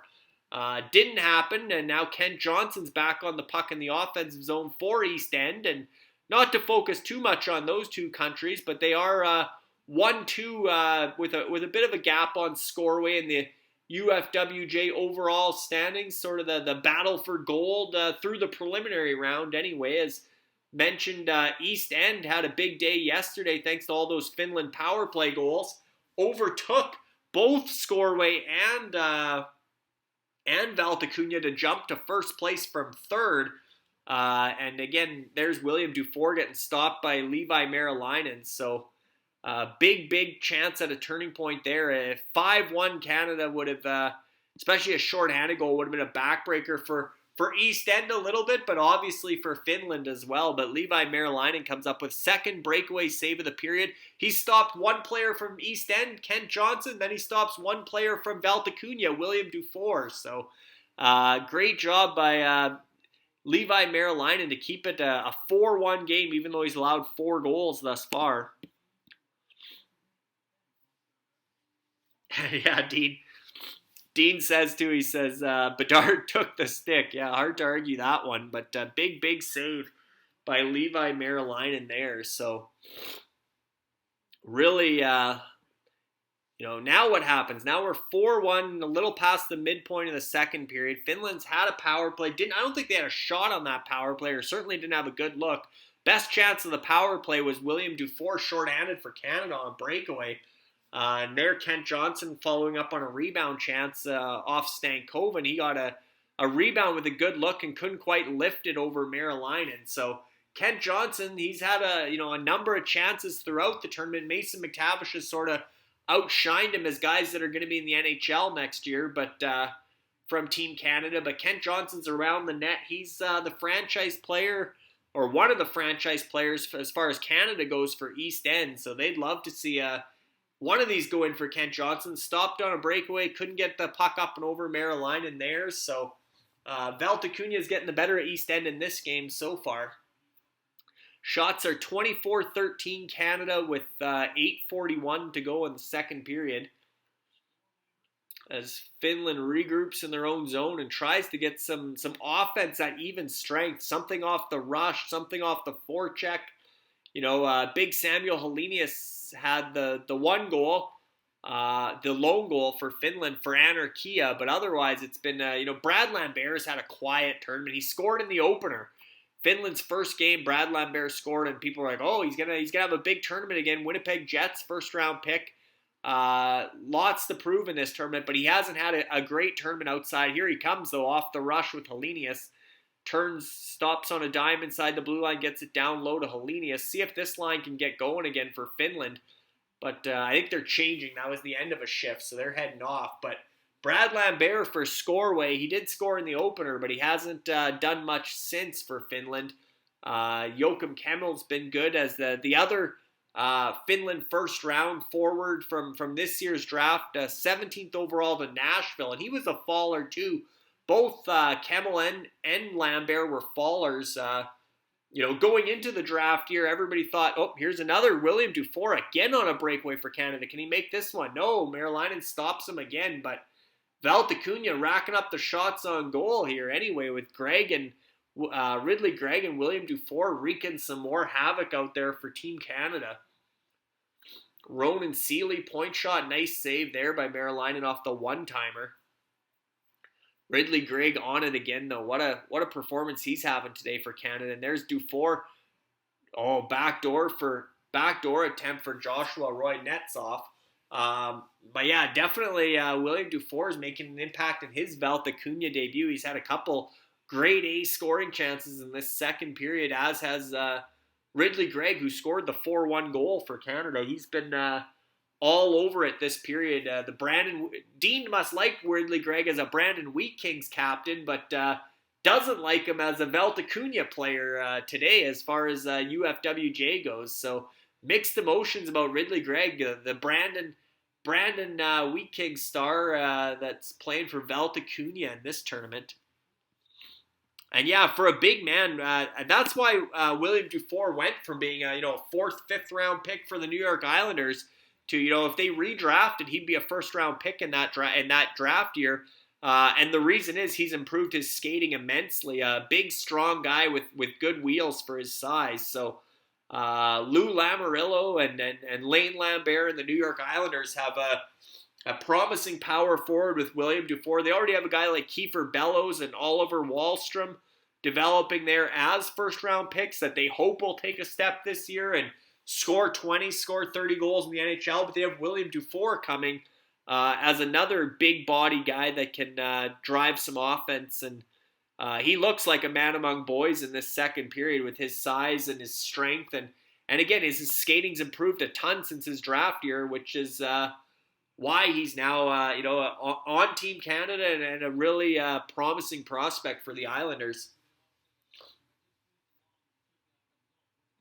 Yeah, Dean says, and can't finish like Andreas Athanasiou. Well, don't say that, Dean. Andreas Athanasiou is on the trade block today in the UFHL for the Warriors franchise. Sean Cosgrove's trying to pump his tires, saying he could be playing with Patty Kane and Jonathan Taves on Chicago's top line, potentially. I don't know where he came to that conclusion. They still have guys like Dominic Kubalik there and Philip Kirashev and some guys that are returning, but potentially Athanasiou, Max Domi, who knows how. Chicago's depth chart's almost impossible to predict with all the turnover there, but Andreas Athanasiou, almost forgotten about this offseason. He did sign with Chicago, and there will be opportunity somewhere in that top 6 for Andreas Athanasiou, but the Warriors would like a goaltender back. They have Chicago's new goaltender, Peter Mrazek, which who knows how his health is holding up, as well as Anton Khudobin, who's backstop Dallas to the Stanley Cup final, had that great playoff run, and then all of a sudden found himself in the AHL, and with Scott Wedgwood extending in Dallas and Jake Ottinger having such a emergence coming out party this playoffs against Calgary in that series, you have to think that Ottinger-Wedgwood's the tandem there. So Khudobin, still the odd man out in Dallas, and who knows, he's had injuries as well. Both Mrazek and Khudobin have been injured, hip surgery, I believe, for Khudobin, so injuries kind of took him out of the picture in Dallas, and same with Mrazek, signing that big deal with Toronto and then getting injured right away, and him no longer being there. He's in Chicago. The Warriors do have Caden Primo, who, if Carey Price doesn't come back for Montreal, I mean, Montreal has some goaltending. They got Jake Allen, they got Samuel Montembeault as sort of their tandem if Carey Price isn't in the picture. But Caden Primo is the future goaltender for the Montreal Canadiens on paper anyway. And believe he's only got a few games left of waiver exemption, and then he'll be a guy that wouldn't clear waivers. I wouldn't imagine Caden Primo clears waivers, not this season, but next season when he's waiver eligible. So the Warriors will be saving a spot for Caden Primo as their goaltender of the future, but they're looking for somebody in the present. They'd like to trade Andreas Athanasiou for a goaltender by the sounds of it. On the UFHL front, but here we are, UFWJ Watch Party, Canada, Finland. I predicted Finland for gold over Canada. Well, Finland's got their work cut out based on what we're seeing here today, with Canada a pretty dominant showing thus far, leading 4-1 over Finland with 5 minutes to go in the second period. Shots are 27-14 for Canada, so nearly doubling them in shots, although Finland's got some ozone time here for the first time in a while. We were looking at that UCAN Republic roster, obviously with Roby Jarventi there. They got some Finnish defenders, 4 Finland defenders with UCAN Republic. They got Alexei Himosalmi, Carolina prospect, who's put up some points for them in this tournament. But now, like I said, Kasper Pucio's kind of become the number one guy with Topi Nimella of Can West and Kasper Puccio of East End as far as their top power play unit goes. But Himosalmi's had a good tournament for UCAN Republic. They also have Emil Viro, who's a good defenseman, kind of an offensive-minded guy. I believe he's a Detroit prospect as well. Matthias Rajaniemi, who's an Islanders prospect, and Joni Jurmo, who's a Vancouver Canucks prospect. So they got 4 Finnish blue liners with UCAN Republic. So that's I don't think they have a single Canadian player on their roster. They don't. So UCAN Republic definitely cheering for Finland and hoping for some production from the back end there. But again, we're really watching East End Valtakunia when you look at the standings. Are 1-2. We got another penalty here. What are we getting? Finland's taking a penalty. Looks like that might be East End defender Ruben Rafkin. Did he put this puck out of play? Oh no, interference. Ran some interference on Logan Stankoven. So Ruben Rafkin gets the interference penalty. Now we're going to see a Canadian power play again. I believe they've only had one power play, Canada, and Tyson Forster scored. A second unit scored on a rebound. Ridley Gregg drove the net, and Tyson Forster cleaned it up. They're 1-for-1 on the power play today. So it looks like they're going to start the top unit, which has Kent Johnson on one of the points, Olin Zellweger on the other. So both of East End's players from Canada, Zellweger and Johnson, are manning the points. And then you got up front, you got 2 players from Valtakunia in McTavish and Bedard, obviously. And then rounding out the unit is the guy who darn near scored there but didn't. Oh no, that was McTavish on the doorstep. But Logan Stankoven of Can West, their franchise, of Elite Prospectia. We looked at their uniforms. Logan Stankoven was donning the Elite Prospectia uniform today as their captain, at least for this tournament. And he usually plays the net front presence, but they kind of had a different alignment on this power play. Stankoven was on the half wall there. McTavish was in front. They traded spots. Close call for McTavish of Valtakunia. Would have been an assist for Kent Johnson and Olin Zellweger, I believe, for East End. So they would have taken that trade off. But Here we go again with Kent Johnson working off this half wall.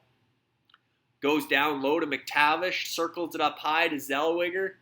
Looks back to McTavish, one-timer, goal. Mason McTavish, goal number 7 of the tournament for Captain Canada. Mason McTavish, 7 goals. A rip job there, but I think both assists, even though Valtacuña is celebrating another goal for their captain, Mason McTavish, looks like both assists will be going to East End. I think that was Zellweger that teed him up, and I believe Kent Johnson will get the second assist on the little give and go here. So yeah, that was Johnson down low to McTavish, out high to Zellweger. He walks it to the middle, feeds it back to McTavish, one-timer, high blocker. McTavish can score in so many different ways, and you don't realize he's got that kind of he's got a heavy shot, but I didn't know he had that kind of a one-timer to blow it past Levi Meralainen. But yeah, so with East End's Ruben Rafkin in the sin bin, Valtacuña, Captain Canada, Mason McTavish makes it 5-1.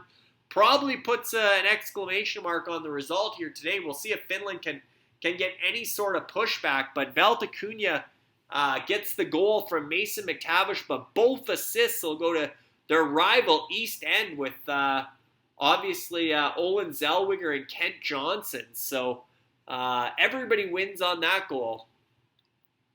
At least if you're at the top of the UFWJ standings, as Atu Räty gets a chance here. And they've had this top line for Finland's been very quiet. It'd be a good time for them to strike from an East End perspective. 5-1. Shots are 30-14 for Canada. So my prediction of Finland defeating Canada for gold is not looking good based on 2 periods of their first matchup of the tournament here in the preliminary round. But Finland will regroup and be a different team for the medal round. They'll take a lot of lessons out of here as we see big William Dufour in on the rush again. And he's been a force in this second period. Like I said, man among boys out there physically. He's been a handful for the Finns to handle. Finland's defense, they have some decent size, but a lot of finesse back there. And a guy like Dufour really, imposes his will on the Finnish blue liners with his size and strength. And like Dean said, his feet have improved a lot as far as speed goes for a big guy. Looks like he's not far off from playing in the NHL with that package of size and skill and decent speed.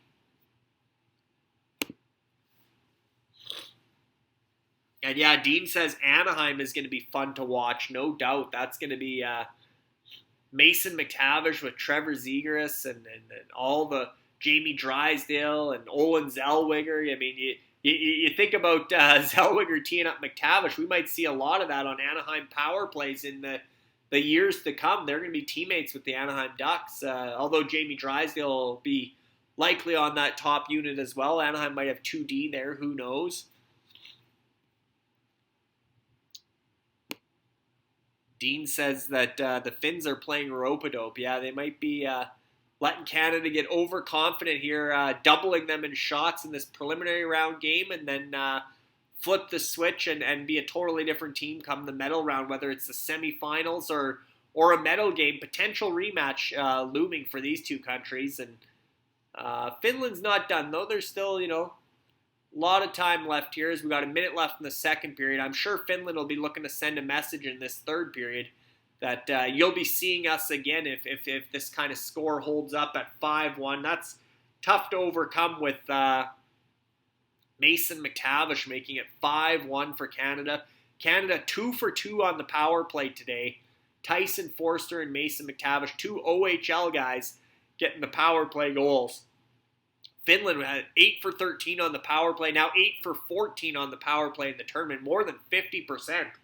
60-some% power play conversion for Finland. That's been their strong point, but they've only got 1 power play today, and they didn't even really get a shot on or a real quality chance off their lone power play thus far. So special teams has been the difference, but in Canada's favor. Like I said, the best chance on the Finnish power play was that William Dufour shorthanded breakaway for Canada. So, and Levi Meralainen, I mean, he's 25 saves on 30 shots, but he stopped a couple breakaways in this period and a couple real close doorstep type rebound chances. So I'm sure he'd want a couple goals back, but if not for him, this could be even a more lopsided score for Canada. So I guess Canada's sending a message that they are the team to beat on home ice, although the Americans are undefeated as well as defending gold medalists in this tournament, and they're looking good too. But Dylan Garand's been solid for Canada again today. He just makes one more save at the buzzer for the second period. 5-1 Canada. And Dean said Kent Johnson goal coming up. Yeah, and Kent Johnson assist anyway, but 5-1, now would be a time to try the Michigan again if you want for Kent Johnson. Not to put salt in the wound for Finland, but you can start taking some chances. Although I'm sure Dave Cameron's going to tell Team Canada in this intermission, let's just keep playing our game and build off this because the medal round's coming up. And obviously Switzerland as the opponent in the quarterfinals, assuming Canada wins this game up 5-1 through 2 periods. Switzerland doesn't have a strong roster. Simon Knack, I think, might be their only drafted player, Nashville Predator prospect, a winger who played for the Portland Winterhawks who can score, but he hasn't, lit it up for Switzerland in this tournament. The guy who scored their winning goal today, Attilio Biasca, plays for the Halifax Mooseheads in the Q. He's been undrafted, but I like him as a player. One of their better players, an 03 guy, Lorenzo Canico, isn't here at this tournament. He also plays in the Q. He would have been a good forward for Switzerland. Not sure why he's not here. Obviously, their first round pick this year, big defenseman, Leon Bichel, Bichel, I believe is how you pronounce his last name. Big, strong defenseman. Dallas actually took him in the teens.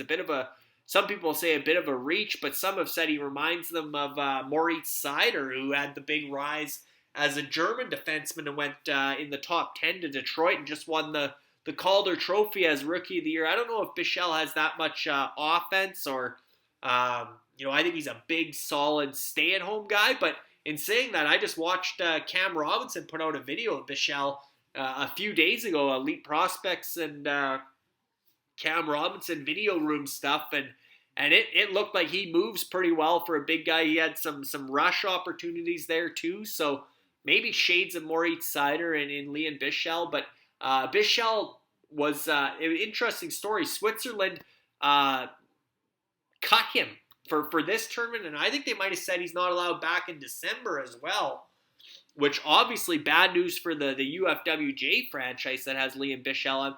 I'd be surprised if they don't let him back for December, but I believe he skipped a mandatory summer camp for this tryout for this team, and he just chose not to go for whatever reason. So they sent a message that no player is bigger than the team, and if it's a mandatory tryout, you need to be there. So they cut their number one defenseman, Leon Bichel.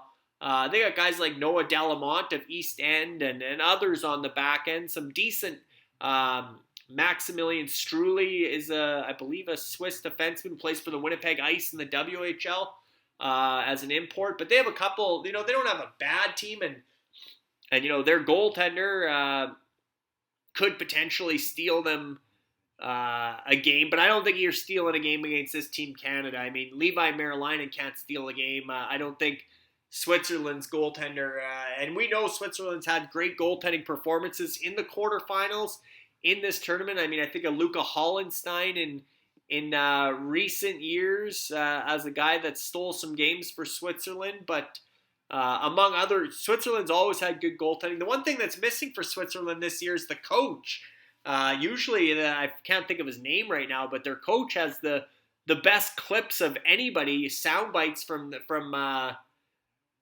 his scrums, and he's not back with the team, with the World Junior team this year. So missing him on the all the different sound bites from the Swiss coach, who, I think he said when they played, that was 2019. I was in Vancouver covering the World Juniors live, and he basically they were playing Canada in the quarterfinals, and he was like, "Oh, we're just gonna show up and have fun," and basically making a mockery of we have no chance. But he was really good at motivating his team through almost, I don't know how you say that, but sort of fun at their own expense or whatever, downplaying they're making them a bigger underdog than they already were is what he did, and certainly that motivated his guys, and he got great efforts from Valentin Nussbaumer was on that team. Philip Kurashev, who I mentioned from the Chicago Blackhawks, led Switzerland in scoring at that 2019 tournament. He had a real coming out party there, but yeah, that coach, I wish I could think of his name right now, but he was a lot of fun to interview, and you never knew what was going to come out of his mouth. But he's not here with the Swiss team this time around, and just looking through rosters to see who has the Swiss goaltending tandem or the Swiss goalies. Let's see here. Oh, there you go. Monstopia, Noah Patnode, who actually played with the St. John Sea Dogs, but wasn't their starting goaltender at the Memorial Cup. They were the host team, and they won the Memorial Cup as the hosts.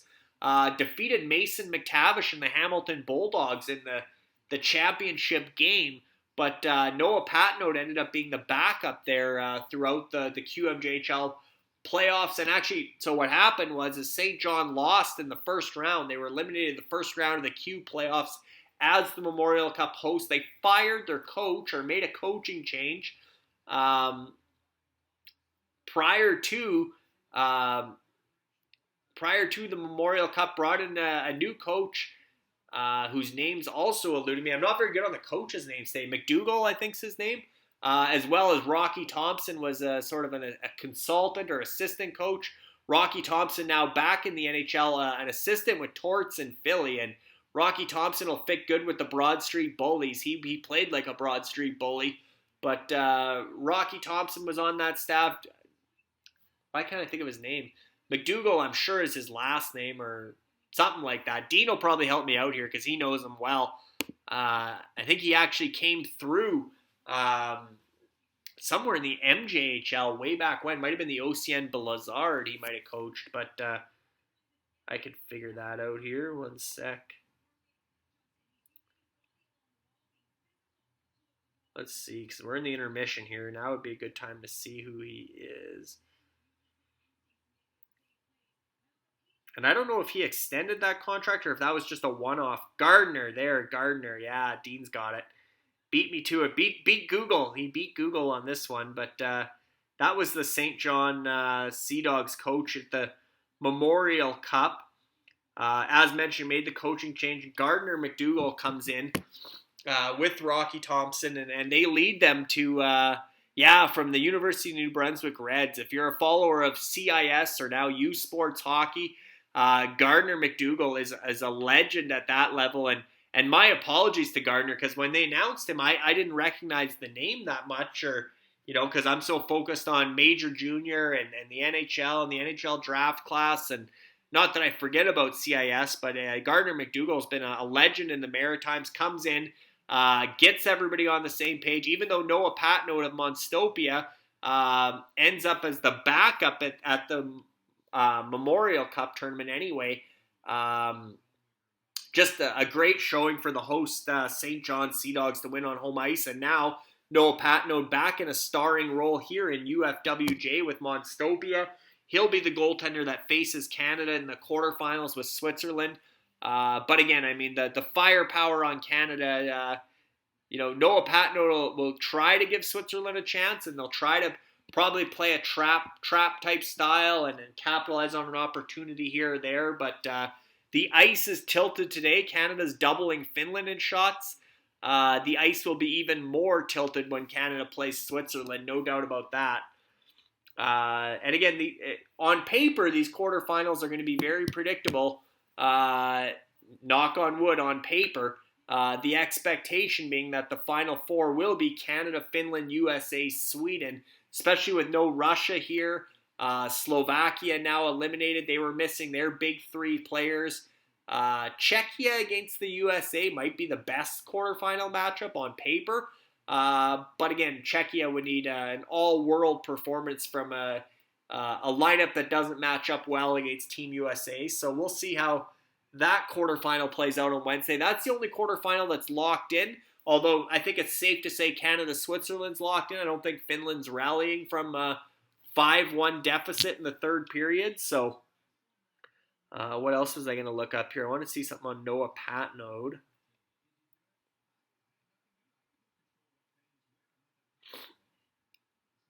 But yeah, Patnode, Swiss goaltender who's been playing in North America for a long time. He's a dual citizen, Switzerland, Canada. Born in Switzerland, but or I guess he's only been playing in Canada for 3 years, all 3 with the St. John Sea Dogs. But like I said, tough for him to not be the starting goaltender come the Memorial Cup when he had played there for that many years. And just looking, I'm not sure why they're not showing him on the... Maybe he was hurt during the Memorial Cup because they're not showing him as on that Memorial Cup roster. Let's see here. Let's go playoffs and see if this shows. Yeah, he didn't play at all in the playoffs for St. John. Their playoff roster... Yeah, they played a goaltender by the name of Nicholas Hurtubise. Was the goaltender at the Memorial Cup tournament, who was a goalie that nobody really knew about, but he stepped up and backstopped them to the Memorial Cup on home ice. So good for Nicholas Hurtubise, although he didn't have great stats. Played 4 games at the Memorial Cup. 3.14 goals against and an .880 save percentage. But again, Noah Patnode wasn't on that Memorial Cup roster, so I'm not sure if he got cut there or he was hurt, but the backup was Thomas Couture. But anyway, Noah Patnode is back. He's here in the Ultimate Fantasy World Juniors. He's Switzerland's -- goaltender at the World Juniors, and he's going to be the man tasked with stopping Bedard and McTavish and Kent Johnson and Ridley Gregg's had a great game today. All the firepower from Team Canada. Tyson Forster, goals in back-to-back games, power play goal tonight that still standing up as the game winner. He had the second goal, so that would be the GWG for Canada today. Brennan Othman opened the scoring with that nice deflection. So Brennan Othman of Republic of the Seven Seas, Tyson Forster from Elite Prospectia. So Brennan Othman, Republic of the Seven Seas, Tyson Forster from Elite Prospectia, Connor Bedard from Velta-Cunha, Ridley Gregg from Velta-Cunha, Mason McTavish from Velta-Cunha. So all 3 Canadian forwards from Velta-Cunha have scored in this game. William Dufour being the 4th Canadian forward from Velta-Cunha, trade acquisition, making his Velta-Cunha debut today, formerly of Monstopia, as you see his name there on the Monstopia roster heading into the tournament. But William Dufour had a shorthanded breakaway. He's had multiple chances to get on the board. So we'll see if all 4 Velta-Cunha forwards from Team Canada managed to score goals today. But East End keeping pace thanks to some assists from on that last power play goal. Both assists, Olin Zellweger and Kent Johnson. Looks like Zellweger is up to 2 assists today because he had the point shot on the 4-1 goal, Ridley Gregg's goal. So Zellweger with 2 assists for East End. He's trying to be the defender of the day when we do the players of the day. He's already got 1 award. Lucas Cormier has 1 assist. Zellweger has 3 assists. He also had the point shot, let's not forget, on that Brennan Othman opening goal. So what a game for Olin Zellweger Anaheim Ducks prospect, but he plays for the Everett Silvertips in the WHL. I always almost say Seattle Thunderbirds there, but that's Kevin Korchinski, who plays for the Seattle Thunderbirds. He's a Chicago Blackhawks top 10 pick. Gets a lot of comparisons to Shea Theodore, but Olin Zellweger of the Everett Silvertips, who was injured in the playoffs for Everett, but he's having a big game for East End here today. 2 primary assists and basically 3 primary assists because Joshua Roy deflected his point shot that Ridley Gregg finished off, but it was Zellweger's shot coming in, so that'll be a secondary assist, but they're all scored the same in UFWJ. An assist is 2.5 fantasy points. If it was on the power play, well, then you got 3.5 fantasy points with the 1-point kicker for power play, which was the case on the McTavish goal. So Although Bedard, McTavish, Ridley Gregg are having big games for Velticunha, East End is hanging around thanks to Olin Zellweger, 3 assists, I believe on the opening day or Canada's opener, so that would have been Tuesday. That would have been August 10th, I believe, was the day that Olin Zellweger was the top defenseman of the day, and it'll be tough for anybody to knock Olin Zellweger out of that spot today with 3 assists already in a 5-1 lead for Team Canada, and that's big for East End because they're Finns. They did get an assist from Eetu Liukas. Looks like they added a second assist on Finland's lone goal. Sami Helenius, big Samuel Helenius, had the goal for Anarchia. First assist was Kalle Vasanen, but looks like they've added one to Eetu Liukas. So East End actually has 6 players from Finland. Eetu Liukas, who's also an Islanders draft pick, just like Atu Räty. But he's sort of the forgotten man amongst the Finns for East End, but he's the one that gets them an assist according to this game sheet that I'm looking at. So looks like a strong day for both Velticunha and East End in this game. And shout out also to Elite Prospectia with Ronan Seeley getting an assist on that Tyson Forster power play goal. And you look at Elite Prospectia's lineup, and this was a tough tournament for them because they had Owen Power and Shane Wright. Would have been their number 1 defenseman and their number 1 forward, or returning forward as far as draft picks go. And obviously they lost them amongst others, Shakir Makamadula, and they had some Russians as well that obviously aren't here because Russia's not at the tournament, but guys that are going to be returning, that's what you can get excited about. I mean, Tyson Forster won't be back, but you got guys like Logan Stankoven and Stasha Pastujov who are probably going to be high-scoring guys at that December tournament. So even though Elite Prospectia entered today in last place among the 10 countries in UFWJ, they were our Austria or Slovakia or Austria. But they're right there with Midgard, and there's been a lot of movement day to day from that, from 4 to 10. Even from yesterday to today, I looked at the standings, and I think 5 countries moved up or down in UFWJ, including obviously East End going from 3rd to 1st overnight in UFWJ, thanks to that big Finnish power play yesterday. And they'd love to see Finland. And there you see again Ridley Gregg setting the tone physically. Big hit on Puccio.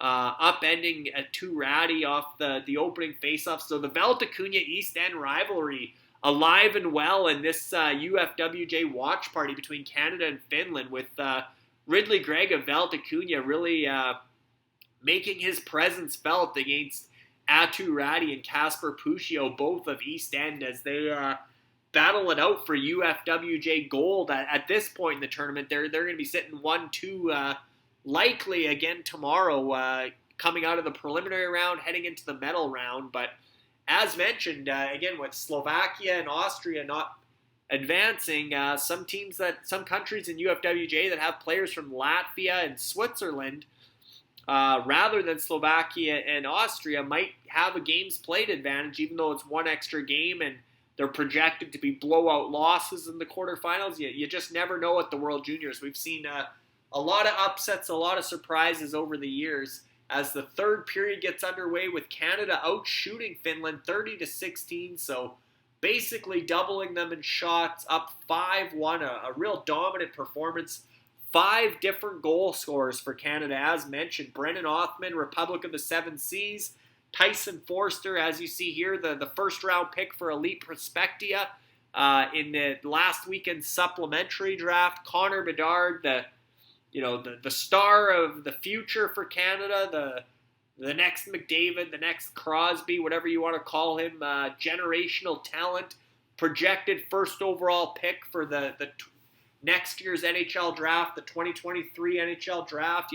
We got the Bentley Jackson in UFWJ with their management and ownership group being Saskatchewan-based. Brennan Kopp, the GM's in Regina, where Connor Bedard obviously plays for the Regina Pats, and they did a big sell-off. They blew it up this offseason after making the playoffs as expansion franchise, traded away Nikita Kucherov and Philip Forsberg, among others. Traded away a lot of talent this offseason. Josh Morrissey, with the goal of be bad for Bedard. So we'll see if that works for the Bentley Jacks. They've already made a big investment to get Bedard's rights with Brennan as he doubles as GM and affiliated scout. So they've already got Bedard somewhat in the pipeline. So we'll see if they can pull that off and secure him in the entry draft, the entry auction next June, next July, depending how the NHL schedules their draft. No Olympic break next year, so they might get back to that late June draft, back to a more normal NHL schedule. So we get more of the summer off. I mean, this year there's been no off season with the draft and free agency in July. Now the Holinka Gretzky Cup and the World Juniors in August, and then, like I said, this tournament's going to end, and 2 weeks later we're going to be at rookie tournaments, prospect tournaments. I know down the road here in Penticton, we have the Young Stars Classic. The Vancouver Canucks host the Oilers, Flames, and Winnipeg Jets prospects. I've covered that tournament almost every year since it started in 2010. Don't know how many games I'll make it to this year, but been a regular at that tournament over the years. Great networking event for scouts because a lot of NHL team personnel in there watching.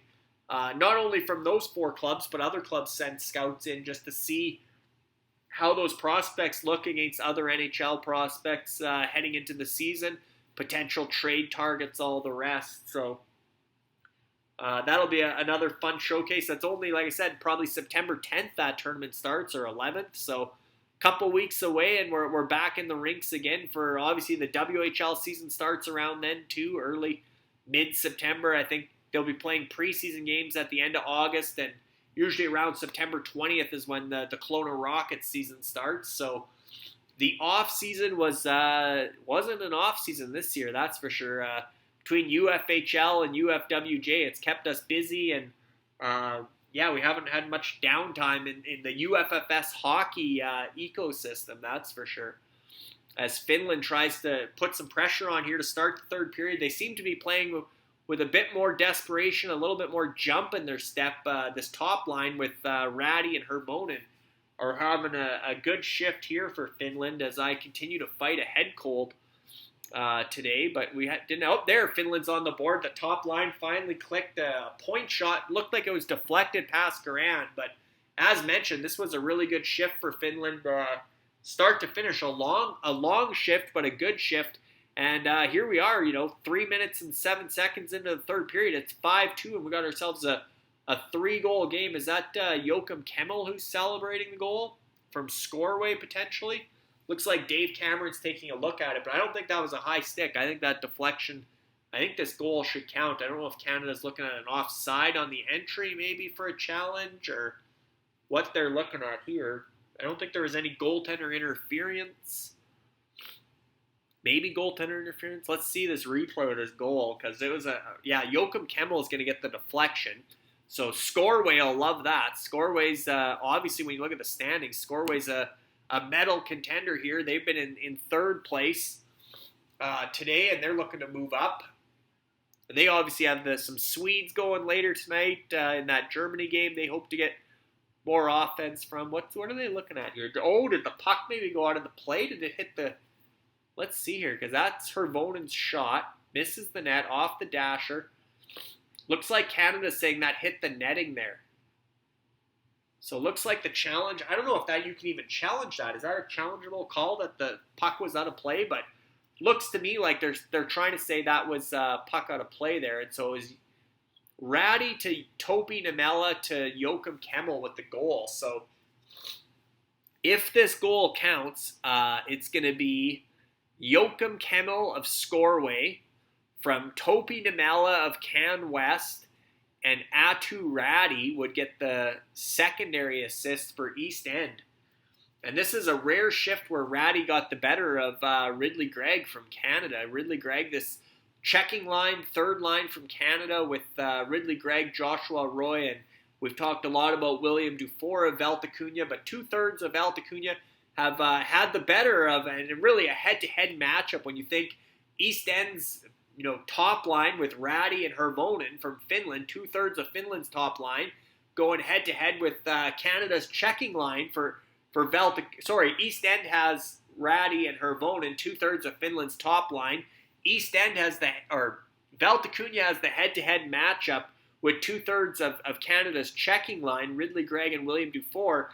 And so far, Canada's had the better of that matchup in favor of Valtakunja all game long, with Gregg and Dufour of Valtakunja sort of outplaying or containing and outproducing Ratty and Hervonen of East End and of Finland's top line. So the game within the game for Ultimate Fantasy World Junior, especially when you look at these medal standings as we come closer to the end of the preliminary round today, is Ridley Gregg. He's always talking. That's one thing about Ridley Gregg. Like I said, he's got that Brad Marchand component to his game where he can talk the talk and he can walk the walk. He can back it up, but he certainly likes to agitate, and we know that in Brandon. He sometimes crosses the line. He's had a lot of suspensions and stuff. Nazem Kadri, how's that for a comparison? Brad Marchand's a winger, but you want a centerman that you can compare Ridley Gregg to, compare him to Nazem Kadri. He's got a lot of Kadri in his game. Kadri can play that right on the line and agitate and talk a bit. I would say that's a pretty good comparison for Ridley Gregg. And then that would be his ceiling, obviously. Nazem Kadri's a very, very good NHL player who we're still waiting on his contract, whether it's going to be the Islanders or back in Colorado or, a surprise destination where he's been the big free agent, the big fish that hasn't been officially announced yet, his contract. And it's funny because we've heard that the Islanders have a contract they're just waiting to announce with Kadri. But I've also heard Colorado's trying to trade defenseman Samuel Girard in order to, stay under the cap or be cap compliant with extending Kadri, and that they have a deal in place as well. So it'll be interesting to see if he's an Islander or staying in Colorado. And the Grizzlies in the UFHL are getting a little impatient. They want that Kadri contract announced yesterday so they can start planning around it for their cap structure as well. Ongoing review here, and I'm sure it's about the puck over glass and whether it touched the netting prior to that goal for Finland. Big turning point here, one way or the other, if it stands up or not. Again, Finland's had some good shifts to start this third period, some good jump.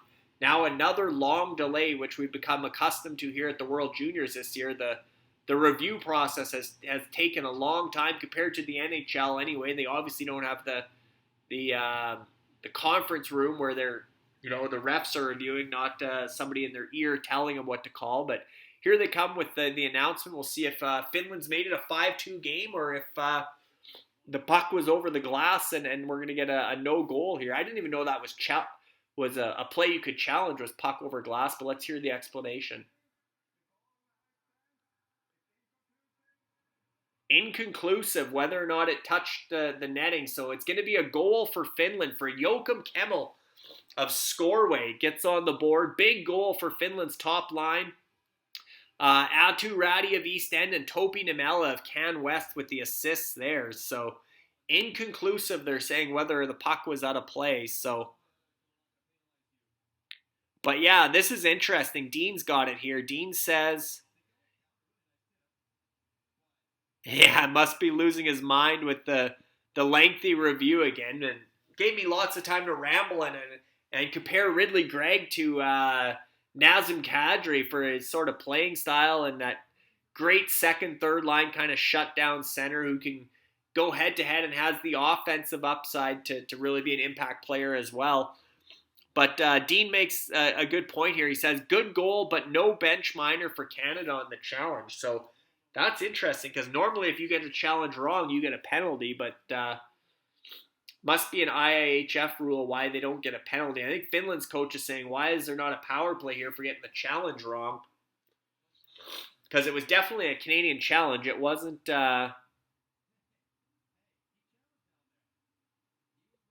Yeah, Mike Johnson is losing his mind as to why they're not calling this a penalty.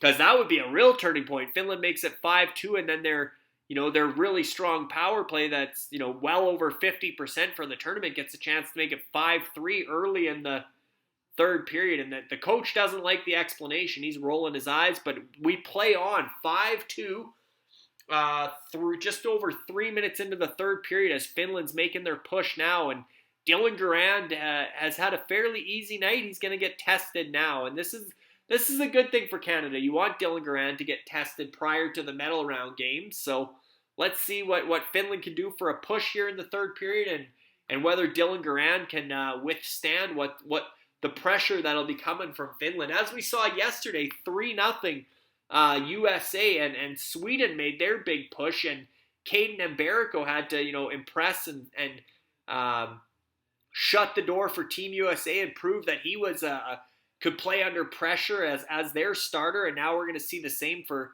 Dylan Garand, likely as Finland's breaking back in again. They're different team this third period, you can tell. Obviously, they got to play desperate, down 5-1, now 5-2 with Joakim Kemmel scoring early. But Finland's controlling the play to start this third period as Niemela gets another point shot through. That one was contacted with a high stick.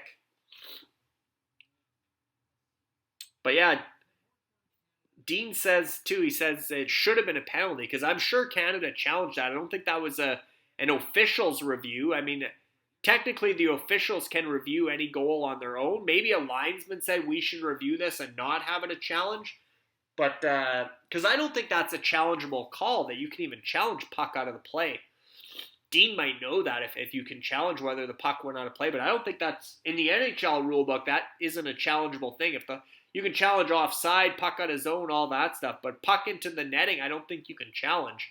That's just a blown call if it is blown, and so I'm thinking that's what the explanation is there, is that the Canada wasn't allowed to challenge it, but Dave Cameron talked the linesman into taking a look at it from an official standpoint, and they determined that it was inconclusive, and therefore the goal stands for Finland. So Finland gets the goal. That's the biggest thing out of that, but I'm with Dean, they probably should have got a power play as well, as Brad Lambert works in it, and now would be a good time for Brad Lambert to make an impact in this third period because he hasn't had a great tournament, but he's stood out today for me. He's had a couple plays off the rush, similar to that, where he stops on a dime and gets things set up, and then there was a little O-zone time where he made a nice play to Emil Viro, but he hasn't been as noticeable as he was in December at that shortened tournament, so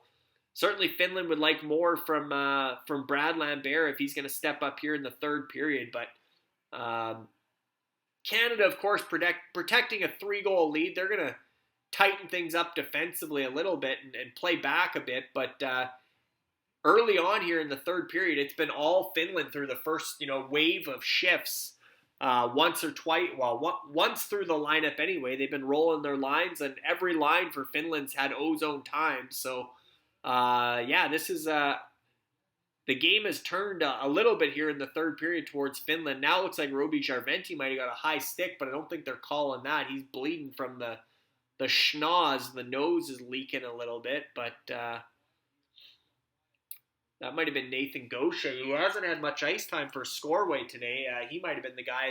Again, I think he's the extra forward, not Zach Ostapchuk. I think Ostapchuk's out of the lineup, and Gaucher's the 13th forward who got a shift there and might have caught Järventie and got away with one. But turnover, oh, wow.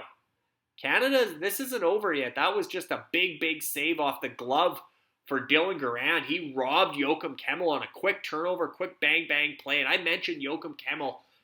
He stood out a lot more in this tournament, and now he's just all over the puck here.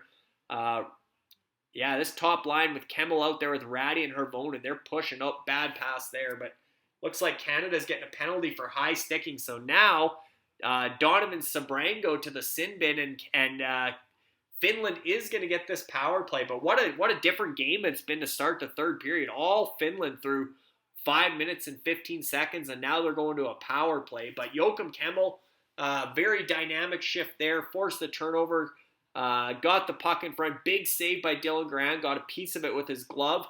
Keeps it a 5-2 game, but now a power play for Finland. Believe this is only their second power play of the game. 0 for 1, and they didn't generate much on that first power play, but they're 60% for the tournament. They're 0 for 1 with 2 shots on the first one. And here they come. This looks a lot better right off the bat. Atu Räty, big save by Dylan Garand there. But 60% for the tournament, 8 for 14 for Finland in this tournament on the power play. 5 goals yesterday against Slovakia, 5 and 9 on the power play. Atu Räty there for East End again. We always have to remember East End. There's Samontavel in front. Roni Hirvonen was looking for that rebound, as you see Dylan Garand's dad applauding that save and controlling the rebound there, because Roni Hirvonen was right there. That would have been all 3 East End again. So this is huge for East End, this power play, as far as their ongoing battle with Valtakunya at the top of the overall standings coming out of the preliminary round for Ultimate Fantasy World Juniors.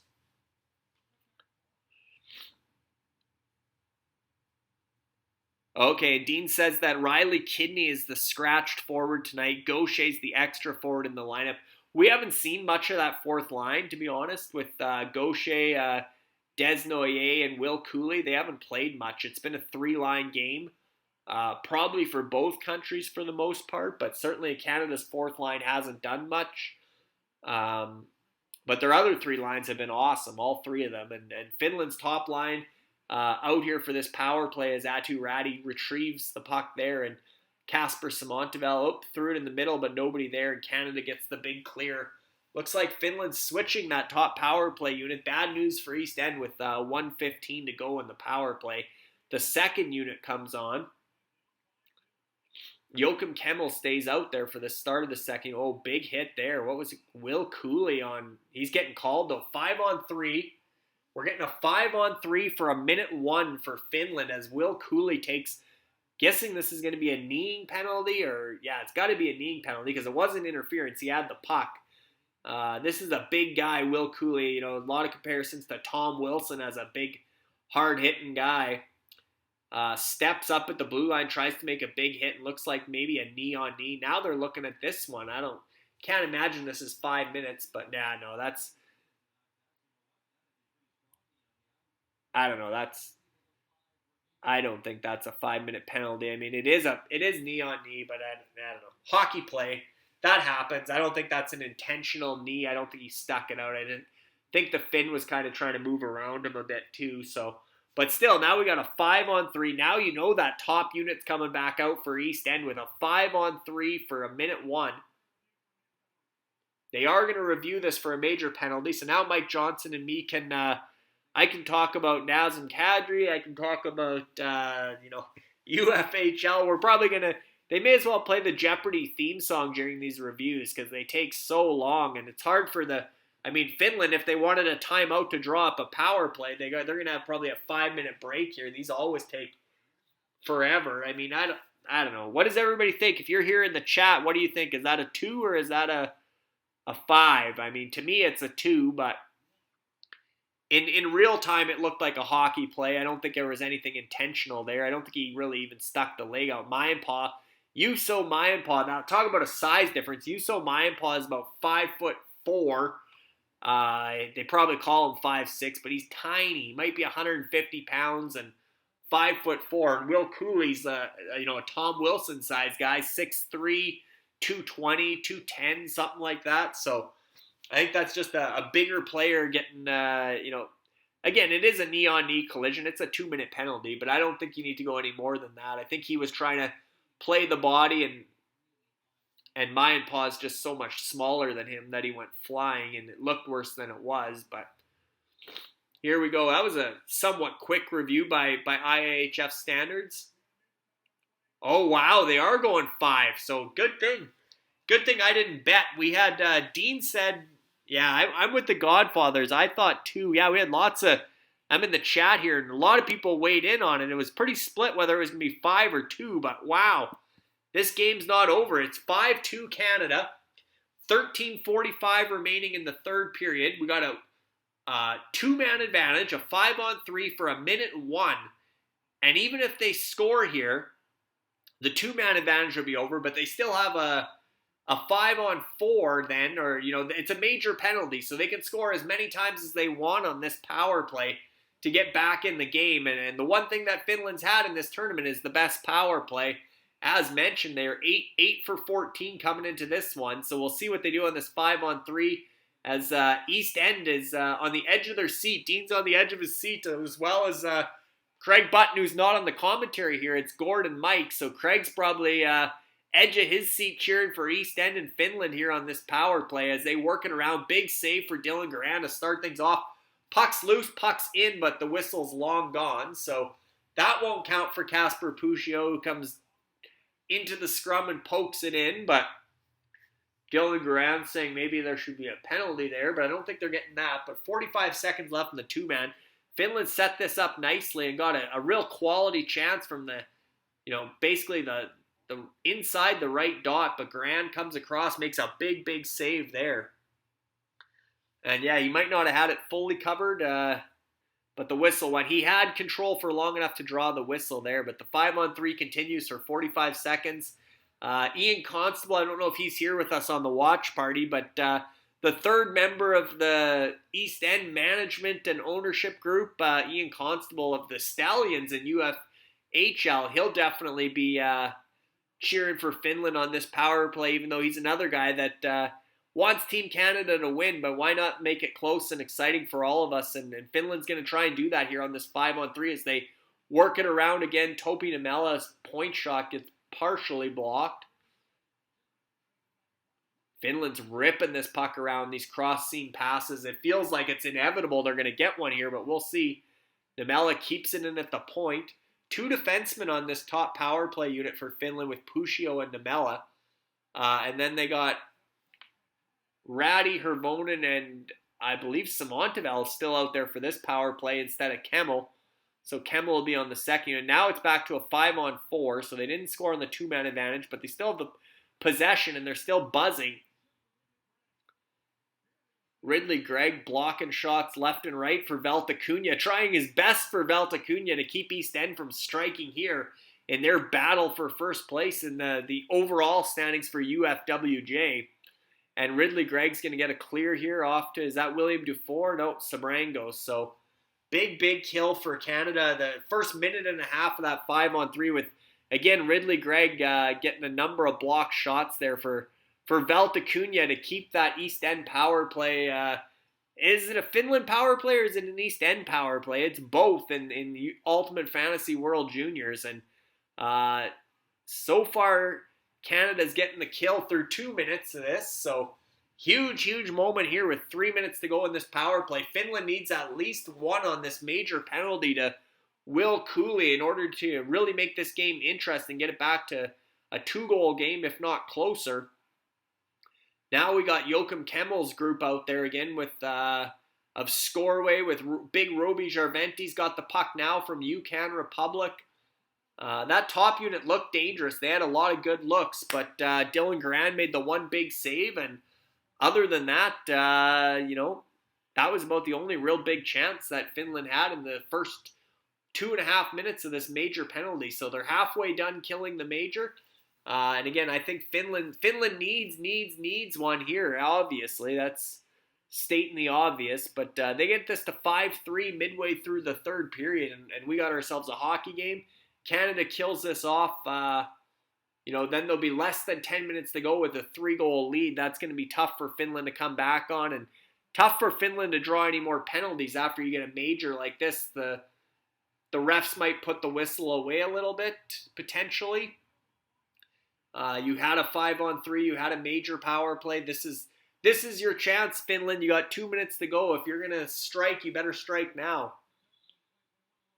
As Atu Ratty picks it up through the neutral zone neatly, gains the zone. Again, Ratty and Hervonen and Samontavel, all three East End players out here on this power play for the forwards for Finland. They have been better in the third period, but they were very quiet through 2 periods. So we'll see. They're getting a commercial break here for another little timeout of sorts for Finland to draw up one more play as they get into the last 2 minutes of this power play. But Yeah, Dean says too, what a kill for Canada so far. And again, Ridley Gregg, I think, has to be the player of the game for Canada at this point. I think he's already won one of those nicely painted, handcrafted souvenir sticks that they give the players of the game. In Red Deer, for the Holinka Gretzky Cup, they were getting white cowboy hats. Here they're getting some indigenous art, handcrafted, painted, collectible hockey sticks. I thought maybe the goalies, if they get player of the game, would get a goaltender stick, but everybody gets a player stick. So no goalie sticks for the player of the game. But nonetheless, it's a really cool collectible if they get it. And Ridley Gregg might get his second in the tournament here today with his performance. He's been the most noticeable Canadian forward all day, in my opinion. Again, multiple block shots on that 5-on-3 as the only forward. Mike Johnson's been raving about Ridley Gregg all game, and he's had a whale of a game for Canada for sure. He's got a couple points. Obviously has the fourth goal. Who had the third goal again? Forster had the second one. Connor Bedard. So if this score held up, Connor Bedard would have the game-winning goal for Valtteri Cunha. If Finland, I guess the next three goals are all Valtteri Cunha for as far as Canada's goals go. The third goal was... here comes McTavish shorthanded. Third goal was Bedard. Fourth goal was Ridley Gregg. And the fifth goal was Mason McTavish, who's in on the penalty kill here. But, so yeah, as far as game-winning goal goes, it's looking good for Valtteri Cunha to tack on that extra point as well if Canada holds on here. Down to the final minute of this power play, and Joakim Kemell's got the puck for Finland. He's got their the 5-2 goal, so we'll see if he can tack on another one. Canada's blocking a lot of shots on this kill, doing a great job against a really good power play. That puck hopped on Kemell, or he would have had a good look. Back to Niemela at the point. Over to Kemell. Is he going to rip it? He tries to, but doesn't get much on it. Yeah, high and wide there. So yeah, not many shots for Finland on this power play. A whole lot of blocks for Canada. Donovan Sabrango, I think, got that block, but or got a piece of it to send it out of play. But overall, 5-2 Canada in the midst of a big kill with Will Cooley getting hit with a major for kneeing on UC Maienpaa. And again, UFWJ, as far as that goes, East End is loaded when it comes to Finland's power play, as is Scoreway with Joakim Kemell, who does have a goal this period. That one was at even strength from Topi Niemela of Can West and Atu Radi. Can West, middle of the pack. I don't think we've looked at their roster yet. Haven't made any trades yet. They lost Simon Lakazi, Slovakia's goaltender, with Slovakia getting eliminated. They no longer have a starting goaltender going into the medal round. But Topi Niemela is their number 1D. He's got a point for Finland on that last goal. He's been good today. They also have Ville Koivunen, who doesn't have any points today. I think he's dropped down the lineup, but they'll have later tonight. They hope that Oscar Olsson and Liam Ongren have a big game for Sweden. Joshua Roy, we've seen he has an assist on the Ridley Gregg goal, the fourth goal for Canada. So Can West getting some contributions in this game between Niemela and Josh Roy and UC Maienpaa. They have the little guy, UC Maienpaa, who just took that knee from Will Cooley that drew this major penalty. 36 seconds to go on the Finnish power play. Carter Mazur might be the player of the tournament so far for Can West. 4 goals, 6 points for the American forward. He's been a breakout star for Team USA. If you didn't know who he was, you know now. He had a great college season. I think he had 14, 17 goals, something like that, as a freshman in college, and a later round pick for the Detroit Red Wings. But looks like Steve Yzerman and his scouting staff found a good one in Carter Mazur, who's been really effective for Team USA, playing on their top line with Thomas Bordeleau. He's been a wingman for Bordeleau. Trying to remember who's on the other side there for Team USA. Oh, Landon Slaggert's been on that line as well. So Slaggert and Bordeleau, and then Carter Mazur as well, who's been really effective. One of probably Can West's top player in this tournament so far, along with Oscar Olesen. Oscar Olesen won a forward of the day one of the days. So Can West, even though again you look at the standings, but it's funny, you look at these rosters and you go up and down the roster, and every time somebody makes a play, it's going to impact the UFWJ.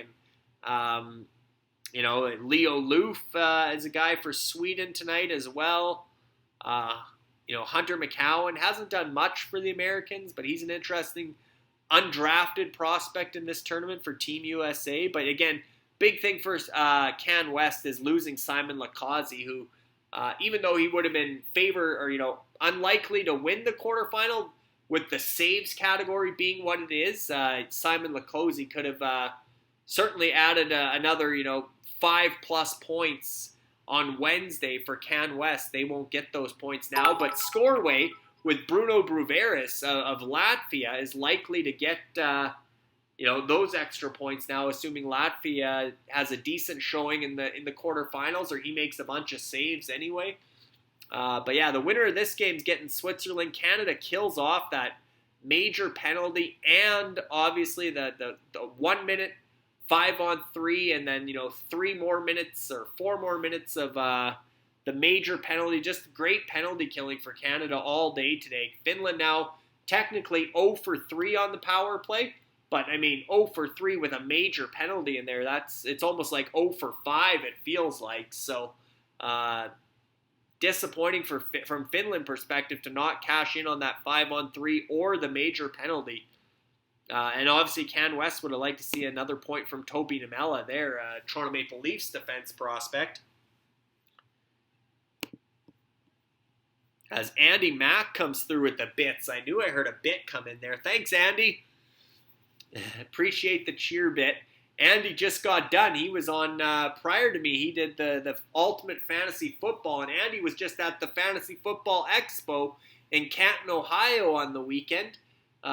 Playing some cornhole in tournament. I believe they had a flag football. I didn't see too many pictures of Andy making amazing catches in the flag football tournament. I'm sure the cameras just weren't working because Andy's a well-known slot back wide receiver from his high school days, starring in the Toronto area or the Ontario high school football circuit. And that was only a couple of years ago for Andy. I think he's about 20 now or 21 years old. I don't know if he's old enough to drink in Canton yet, but Andy's one of our stars on the football side. Maybe he's legal drinking age in the States, but a young buck playing flag football. I'm sure he was a standout there and did a ton of networking for UFFS and the Ultimate Fantasy, not only the Ultimate Fantasy American Football League, our NFL league, but also the Ultimate College Fantasy Football League, which kicks off their inaugural season here in September. So as we mentioned, a couple weeks away from a whole lot more hockey with NHL camps starting. Well, we're only a couple weeks away from kickoff in both the NFL season and the NCAA football season. So Andy McNamara is about to be one of the busiest men in all of UFFS. He'll give me a run for my money. Certainly probably be busier than me in September with both the football leagues going. Him and Max Elliott, the commissioner for both those leagues, they were both at the Fantasy Football Expo in Ohio. And Jamie Thomas, who heads up our Twitch channel here at Ultimate Fantasy Sports Twitch channel, he's the scouting director for the football side of UFFS, and that's a cool story. Jamie's actually a certified scout. He went to a scouting program school and got a certificate to be a NFL college football scout. So he's loving the college football. But Jamie's been a big part of our scouting side with all things football, including the college league for UFFS. But now back to hockey, and Canada's shorthanded again here, so we're going to see some more Ridley Gregg penalty killing by the looks of it, although he's on the bench to start this kill. See what the call was here. I know there's his dad, Mark Gregg, who played in the NHL in the early 90s, late 80s probably. Ethan Del Maestro of Valtacuña took a tripping penalty, so Finland, no shortage of chances here with under 6 minutes to go. 0 for 3 on the power play so far. Needless to say, suffice to say, they need one here. And Dylan Garand makes a big save. Looks like his helmet popped loose there. He's notioning to the ref he wants a whistle. I think he's going to get it, or he'll probably throw his helmet off. But I think that one hit him high, and one of his straps popped loose. So, bit of a delay there from the ref. But that actually worked out okay for Canada. Killed an extra 5 seconds while Garand talked to the ref about his helmet being off. That was Himo Selmi from UCAN Republic over to Joachim Kemmel. He ripped that one for scoreway up high in kind of the collarbone area, rattled the cage a bit, and obviously one of the straps came off. But still, Garand had the wherewithal to get the blade of the stick on to steer that rebound to the corner instead of letting it pop out front. But helmet's fixed, and the power play resumes with about 1:40 to go in that power play. 5.5 minutes to go in this third period. A 5-2 Canada lead. But Finland's been great in this third period. This third period's been all Finland. Of course, Canada's sitting back a bit, 5-1 after the second period. But the push from Finland has been real. They've different team here in this third period. They woke up and are playing some desperate hockey. And Dean's reminding us that Finland's on the power play, which means East End's on the power play. And although that first unit, to start this power play, they actually went the second unit with Kemmel and, as I said, Himo Selmi. But now it's the East End boys out there. We got Ratty with the puck on the sidewall. We got Casper Puccio back at the point. Oh, Ratty whiffed on that and turned it over in a clear for Canada. But we got Roni Hervonen, obviously the Finnish captain's out there. Kasper Samontavel's out there. He's an East End guy. I think he's got the puck right now, working it up. Oh, that was Joachim Kemmel, and looks like he got tripped, and they're calling it. So another 5-on-3 for Finland for 29 seconds. That's going to be William Dufour. So 2 Valtakunja boys are in the sin bin. Get this, we got 2 Valtakunja boys in the sin bin. We got Ethan Del Maestro and William Dufour. And yet again, I'm assuming Finland takes a timeout here, gets this top unit all rested up, draws up a play. But we're going to have 4 East End Finnish players likely on the ice for the power play with 2 Valtakunja players in the sin bin. So again, the game within the game for UFWJ, although it looks like Finland's just going to roll here with the second unit. This is the Kemmel Jarventi unit to start this 5-on-3 for 20-some seconds. One-timer just wide. Definitely Dylan Garand's going to get tested here at some point on one of these power plays as Ridley Gregg's playing goal in the high slot with the kick save there, deflects it wide again. Himo Selmi over to, I believe that's going to be Kemmel with the puck on that side. It is. He gets a shot through. I think that one made it through to Garand. Nice save. Almost over. 5-on-3's over. Himo Selmi back to... And yeah, they're trying to tee up Kemmel on that far left flank, and he's had a couple chances. Garand knows it's coming. It's pretty telegraphed that's where they're going with it, and Himo Selmi will probably go there again. He did. Over to Jarventi, scores. Roby Jarventi, there it was. It was too telegraphed that it was going to Kemmel over and over, and so Dylan Garand probably overplayed it, expecting the one-timer from Kemmel. He goes back through the box, and Roby Jarventi of UCAN Republic scores a power play goal to cut this deficit to 5-3. And I believe Rob Conti and the Godfathers are in the house. The Gumpa Group, proud owners or part owners with Joseph Perez of UCAN Republic. And there's a goal for them. And I want to say Alexei Himo Selmi is going to get an assist here as well. So you're going to get the goal, and one of the assists are going to go to UCAN Republic. They're dominating the second power play unit for Finland, and then the other assist will go to Joachim Kemmel of Scoreway. So that's Kemmel's second point of the third period. Unfortunately for East End, Finland scores on a power play, and no East End guys are on the ice on that second unit. So assuming I'm right with that scoring play, it's going to be Jovi Vargent. Holy marbles in my mouth there as Canada gets stopped on the doorstep. Quick chance there for, who's that? That was Stankoven right out in front. Marilainen makes a huge save with 3:18 to go to keep this a 2-goal game for Canada. But Roby Jarventi's going to get the goal for UCAN Republic from Yeah, that's going to be Alexi Hemoselmi. And they were getting another delayed penalty here as well. Dylan Grand almost got across. That puck was in his glove for a split second and then dropped into the net. So tough goal there for Dylan Grand, who almost got across, but a bit slow coming across because, again, it was so telegraphed they were teeing up Kemmel that he overplayed Kemmel and then couldn't get back across for Roby Jarventi, who gets the power play goal for UCAN Republic from Joachim Kemmel of Scoreway and Alexi Hemoselmi, also of UCAN Republic. So when you do the math there, that's a goal and assist is 5 points. 2 power play points puts you up to 7 points. And then you also get the shot on goal at 0.25. So 7.25 fantasy points for UCAN Republic in the blink of an eye there as far as UFWJ scoring goes, as Finland cuts the deficit to 5-3.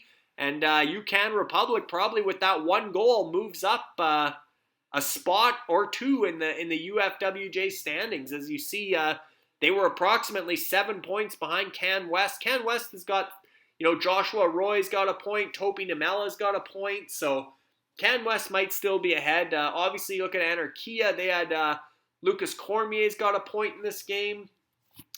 Just one, I believe. That was a power play assist for Cormier as well. They got Dylan Grand, still the goaltender for Canada, who's still on track to win this game.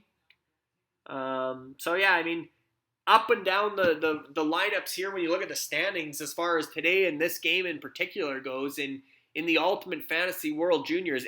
Every country is getting some contributions, not to mention ice time and everything else that counts, shots on goal. It adds up over the course of the game. Finland's pulled their goaltender with 2:30 to go in regulation. 5-3 game as they get the puck on net, and that one squeaked through Grand a little bit as well. So Finland, like I said, kind of like Sweden when US got up 3-0 yesterday and Sweden made it a game. Here we go with Finland with 2 minutes to go as they push to get this to be a 1-goal game with the goaltender pulled.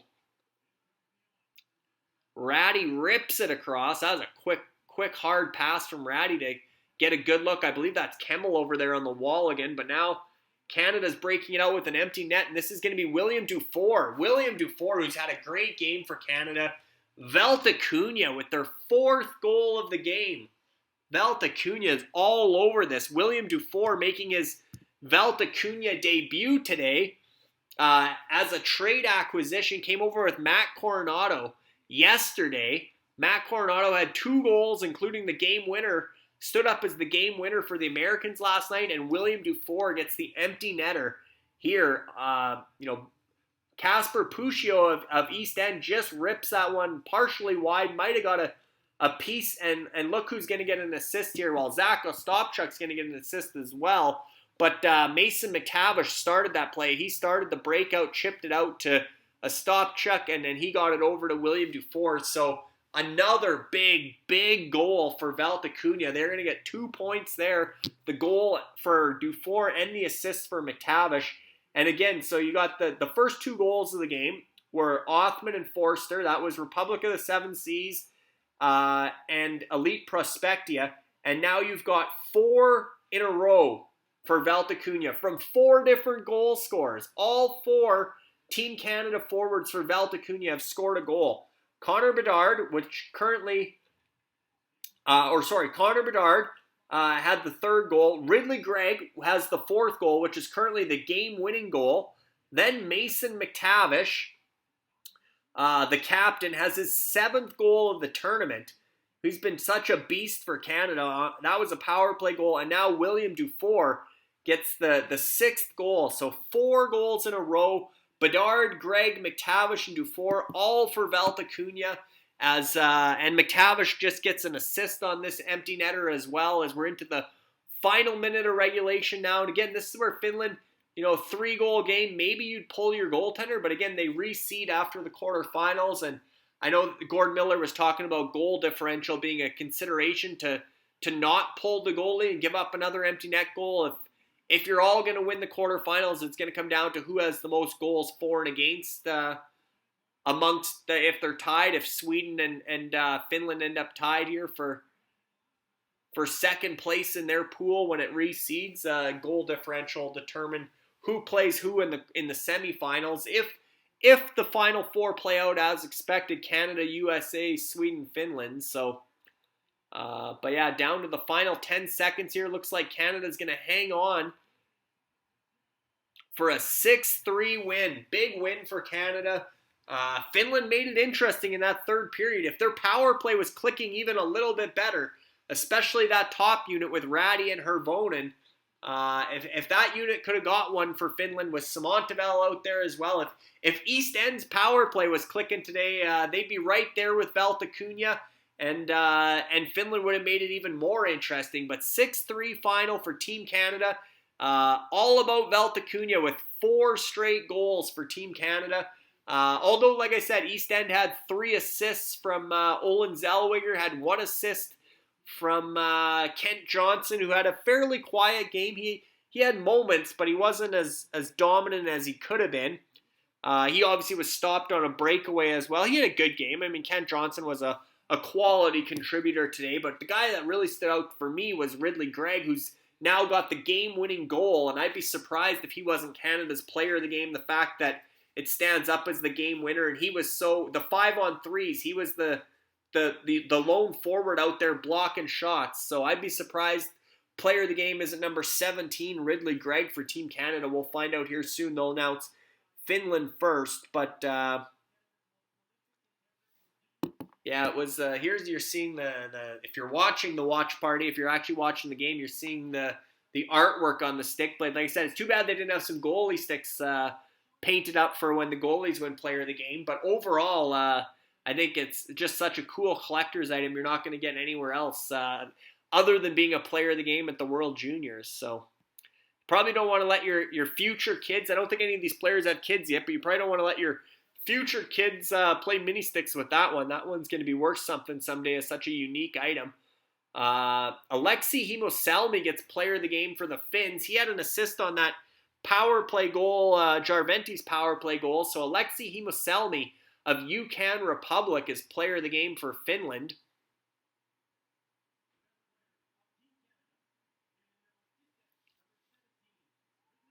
And there you have it, Ridley Gregg. No surprise for me, Ridley Gregg's the player of the game for Team Canada.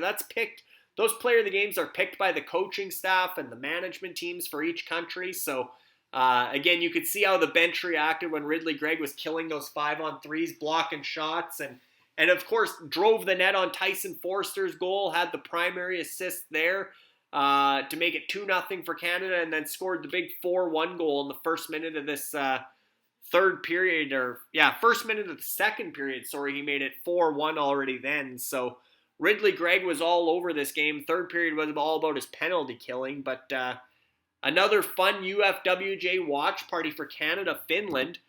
The late game tonight still has implications. Sweden and Germany are actually playing for second place in Group B. Of course, the expectation would be that Sweden will win that game. And USA defeated Sweden last night 3-2 to clinch the top seed in Group B. They'll play Czechia in their quarterfinal. Canada will play Switzerland in their quarterfinal. And then Finland will play the loser of the late game tonight. They'll play either Sweden or Germany. Again, you would assume it will be Finland-Germany in the quarterfinals, but Germany still has a chance to pull an upset against Sweden tonight. Assuming Sweden wins, Sweden would get Latvia in their quarterfinal, is how that would work. So, believe that's the case. Anyway, let me double check here. Yeah, that's how that would work. So if Sweden wins tonight, Sweden gets Latvia, the United States gets Czechia, Canada gets Switzerland, and Finland gets Germany on Wednesday in the quarterfinals. Tomorrow's an off day for the World Juniors and UFWJ.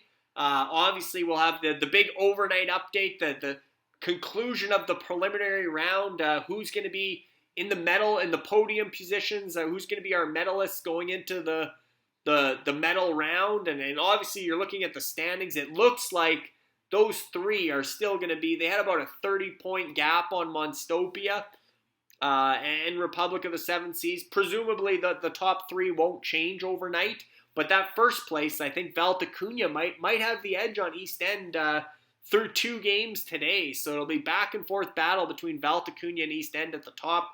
Scoreway, Joachim Kemmel had 2 points in that third period for Finland. They're still in the mix as well as far as the medal race goes in the Ultimate Fantasy World Juniors. But tomorrow's an off day. Big update coming out tomorrow, around probably 2-3 p.m. Eastern is when we've been putting out our daily updates. We have to do all the stats manually for each player at the World Juniors. Do some VLOOKUPs and some Nathan Bender, our tech whiz on the hockey side. We're running this entire league off spreadsheets, and he gets the stats to us the next day. And then I write the recaps up once we have the stats available. Then I know who was the players of the day and the top 3 countries of the day. So far, like I said, you're looking at East End, Valtacunya, UCAN Republic's having a great day. Can West has got some points today. Elite Prospectia, Tyson Forster scored. Republic of the Seven Seas, you saw Brennan Othman open the scoring in this game. So every country's chipping in throughout the day, but Valtacunya is the big story there with 4 straight goals from all 4 of their Team Canada forwards, including the empty net dagger from William Dufour, their latest ringer via trade. Makes an impact to close out the day, and he was great all game, Dufour. He could have been in the running with his line mate, Ridley Gregg, for player of the game, even though that was his only point, was the empty netter. But he got stopped on that shorthanded breakaway, and he was a physical presence and a real force who has a big body throughout that game. But tomorrow, we're going to do a live show, sort of a medal round preview, preliminary round recap, review the preliminary round, preview the medal round. 8 p.m. Eastern here on the Ultimate Fantasy Sports Twitch channel. Myself and Dean Millard, our UFHL Now team, back together. We're gonna update where things stand in UFWJ, Ultimate Fantasy World Juniors, as well as revisit our predictions for the medal round. Do I still think Finland can beat Canada for gold, or is Canada the team to beat now? Do we get a Canada-USA final potentially?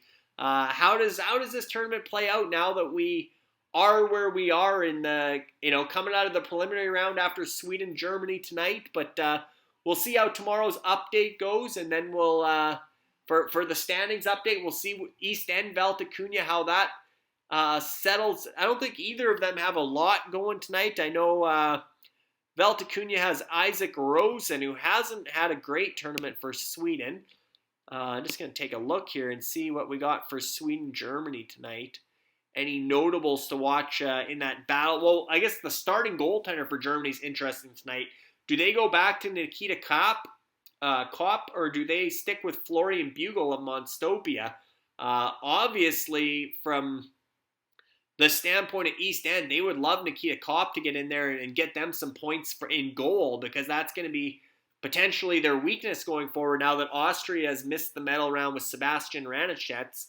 But yeah, not a lot of, I don't think there's any Swedes on East End. Daniel Torgerson, who is an impact player for Sweden. He's a second liner, gets some power play time. Second round pick for the Winnipeg Jets, I believe, in the NHL. So Daniel Torgerson will be one to watch for East End.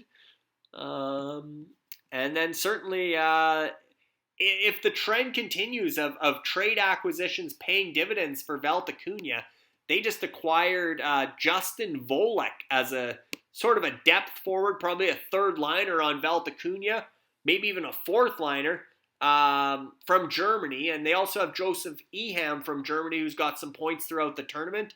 They have Isaac Rosen from Sweden and potentially... no, they traded away their goaltender from Sweden. So that's who they're looking at. They're looking at Isaac Rosen versus Daniel Torgerson as far as Swedish wingers go tonight. And then, of course, Valtacunya acquiring Justin Volek to go with Joseph Eham as two sort of middle six German forwards that have had some contributions throughout this tournament. So the late game tonight still has some implications. And again, we shouldn't just focus on the top two or if we go to the top 3 and we look at scoreway now, here's a team that to watch tonight because Germany's best player this tournament has been Alexander Blank. He has a hat trick so far, and scoreway has Alexander Blank. And scoreway also has the top pairing for Sweden. Simon Edvinsson's the number 1 defenseman for Sweden. But in this tournament so far, the top pairing ice time-wise, production-wise, even has been their captain, Emil Andre. He's got 3 goals in the last 2 games. He had 2 goals one game, and then he just scored again yesterday, a big goal against USA to make that a 3-2 game in the third period. So Emil Andre and then Helge Grans, who played in the AHL with LA's affiliate last season, had a great year as a teenager in the AHL. He's paired with Emil Andre. They've been paired together in international all the way back to the Hlinka Gretzky Cup and probably even before that. So you can say scoreway has Sweden's top defense pair and Germany's best player in Alexander Blank, or most dangerous forward. So scoreway did get some contributions from Joachim Kemmel, a couple points in the third period. Brad Lambert, I don't think, had too many shots on goal or wasn't much of a difference maker. Neither was Nathan Gaucher for Canada. As Dean mentioned, Riley Kidney was the odd man out for Canada today. So not much from that game for scoreway. Although, again, Joachim Kemmel played well. I mean, he was their best player in that game. But they still, out of the top 3, who has the most going in the late game tonight, it's definitely scoreway. So we'll see if that Swedish defense pair of Andre and Grans or the German forward and Alexander Blank can help scoreway close that gap when you look at the overall standings heading into today after day 6. East End, Valtakunya, scoreway. So scoreway, both Valtakunya and East End are having good days. Now can scoreway respond tonight with the Swedish defense duo and Germany's best forward? If they can help scoreway close that 30-point gap, 35-point gap amongst the top 3. And then again, you never know. There could be the trade deadlines tomorrow, end of day on Tuesday, August 16th. We'll see what kind of big names, goaltenders, Jesper Wallstad, Levi Merilainen, Wallstad from Monstopia, Levi Merilainen from Republic of the Seven Seas. They're both 2002 born goaltenders. I'll double check Merilainen, but I'm pretty sure on that. He is. So yeah, both Merilainen and Wallstad, this is their final tournament. Monstopia and Republic of the Seven Seas. Monstopia with Wallstad. Monstopia is already established as a seller. Even though they're in 4th place, they traded away. They're looking to the future. They traded away Matt Coronado and William Dufour to Valtakunya. Now they're putting up Jesper Wallstad on the block. And obviously we mentioned East End potentially needing a goaltender without Sebastian Renichet's in the medal round, depending what Germany does tonight with Nikita Kapp and Florian Bugel. And of course that's interesting because maybe a goaltending trade there with East End and Monstopia. But when you think about it, Monstopia has Florian Bugel, East End has Nikita Kapp. So who's going to be Germany's starter tonight? Because those are going to be some key points potentially for one of those 2 countries in UFWJ. But certainly Jesper Wallstad would be the big fish if they could find a way to make that deal. And then you're also looking at Republic of the Seven Seas with Levi Merilainen. Again, they're in 5th place heading into today. Anarchia had a good game there. They get a win from Dylan Garand over Levi Merilainen. So maybe that win puts Anarchia ahead of Republic of the Seven Seas or close to it. Again, you saw Republic of the Seven Seas had a goal from Brennan Othman. You saw Anarchia had an assist. Had a goal from Samuel Helenius, one of Finland's goals. Also had an assist from Lucas Cormier. So that 5-6 is going to be a battle going into tomorrow. Does Anarchia want to still potentially challenge? Maybe they get in on the trade action. Arnie loves trades, so you never know. Arnie, Brent, Jason, they might try to make a push and catch scoreway. You're looking at, what is that? That's 45 points. Well, last night alone, East End had 78 points. Valtakunya earlier in the tournament, 75 points in one day. So 45 points, that looks like a big gap. That's not that big of a gap for Anarchia.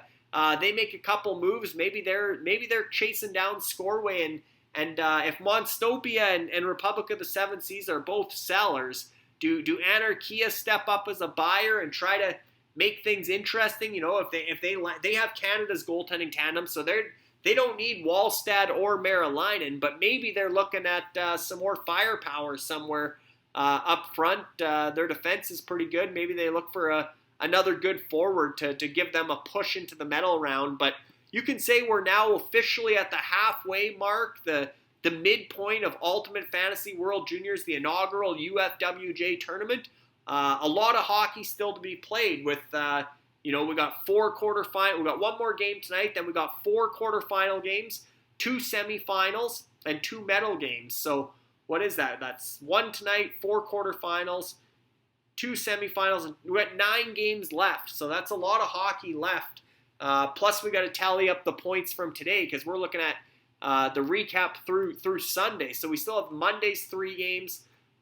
Plus the medal round games. So basically 11 games are getting added to these standings. So you can say we're exactly at the halfway point right now. So although it looks like, basically there's 100 points top to bottom when you look at these standings, and teams are putting up 78 points in a day, and other teams are putting up 10 points in a day. So that's a 60-some point swing.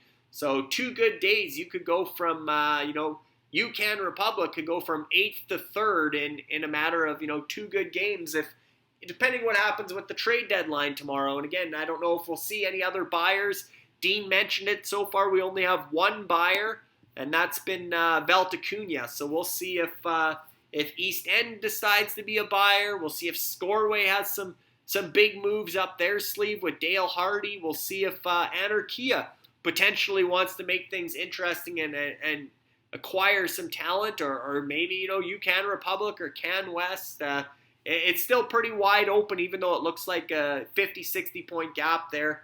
30 plus points anyway from 3rd to 5th kind of thing. So, but anyway, that'll wrap us up for today for another UFWJ watch party. Canada defeats Finland, as mentioned, 6-3 with an empty netter. So, it was 5-1 going into that 3rd period, and Finland made things interesting, scoring a couple goals to get back into it. 5-3, had a bunch of power plays, and then William Dufour of Veltacuna scores the empty netter in his Veltacuna debut to ice it for Canada's 6-3 win. Dylan Garand of Anarchia gets the win.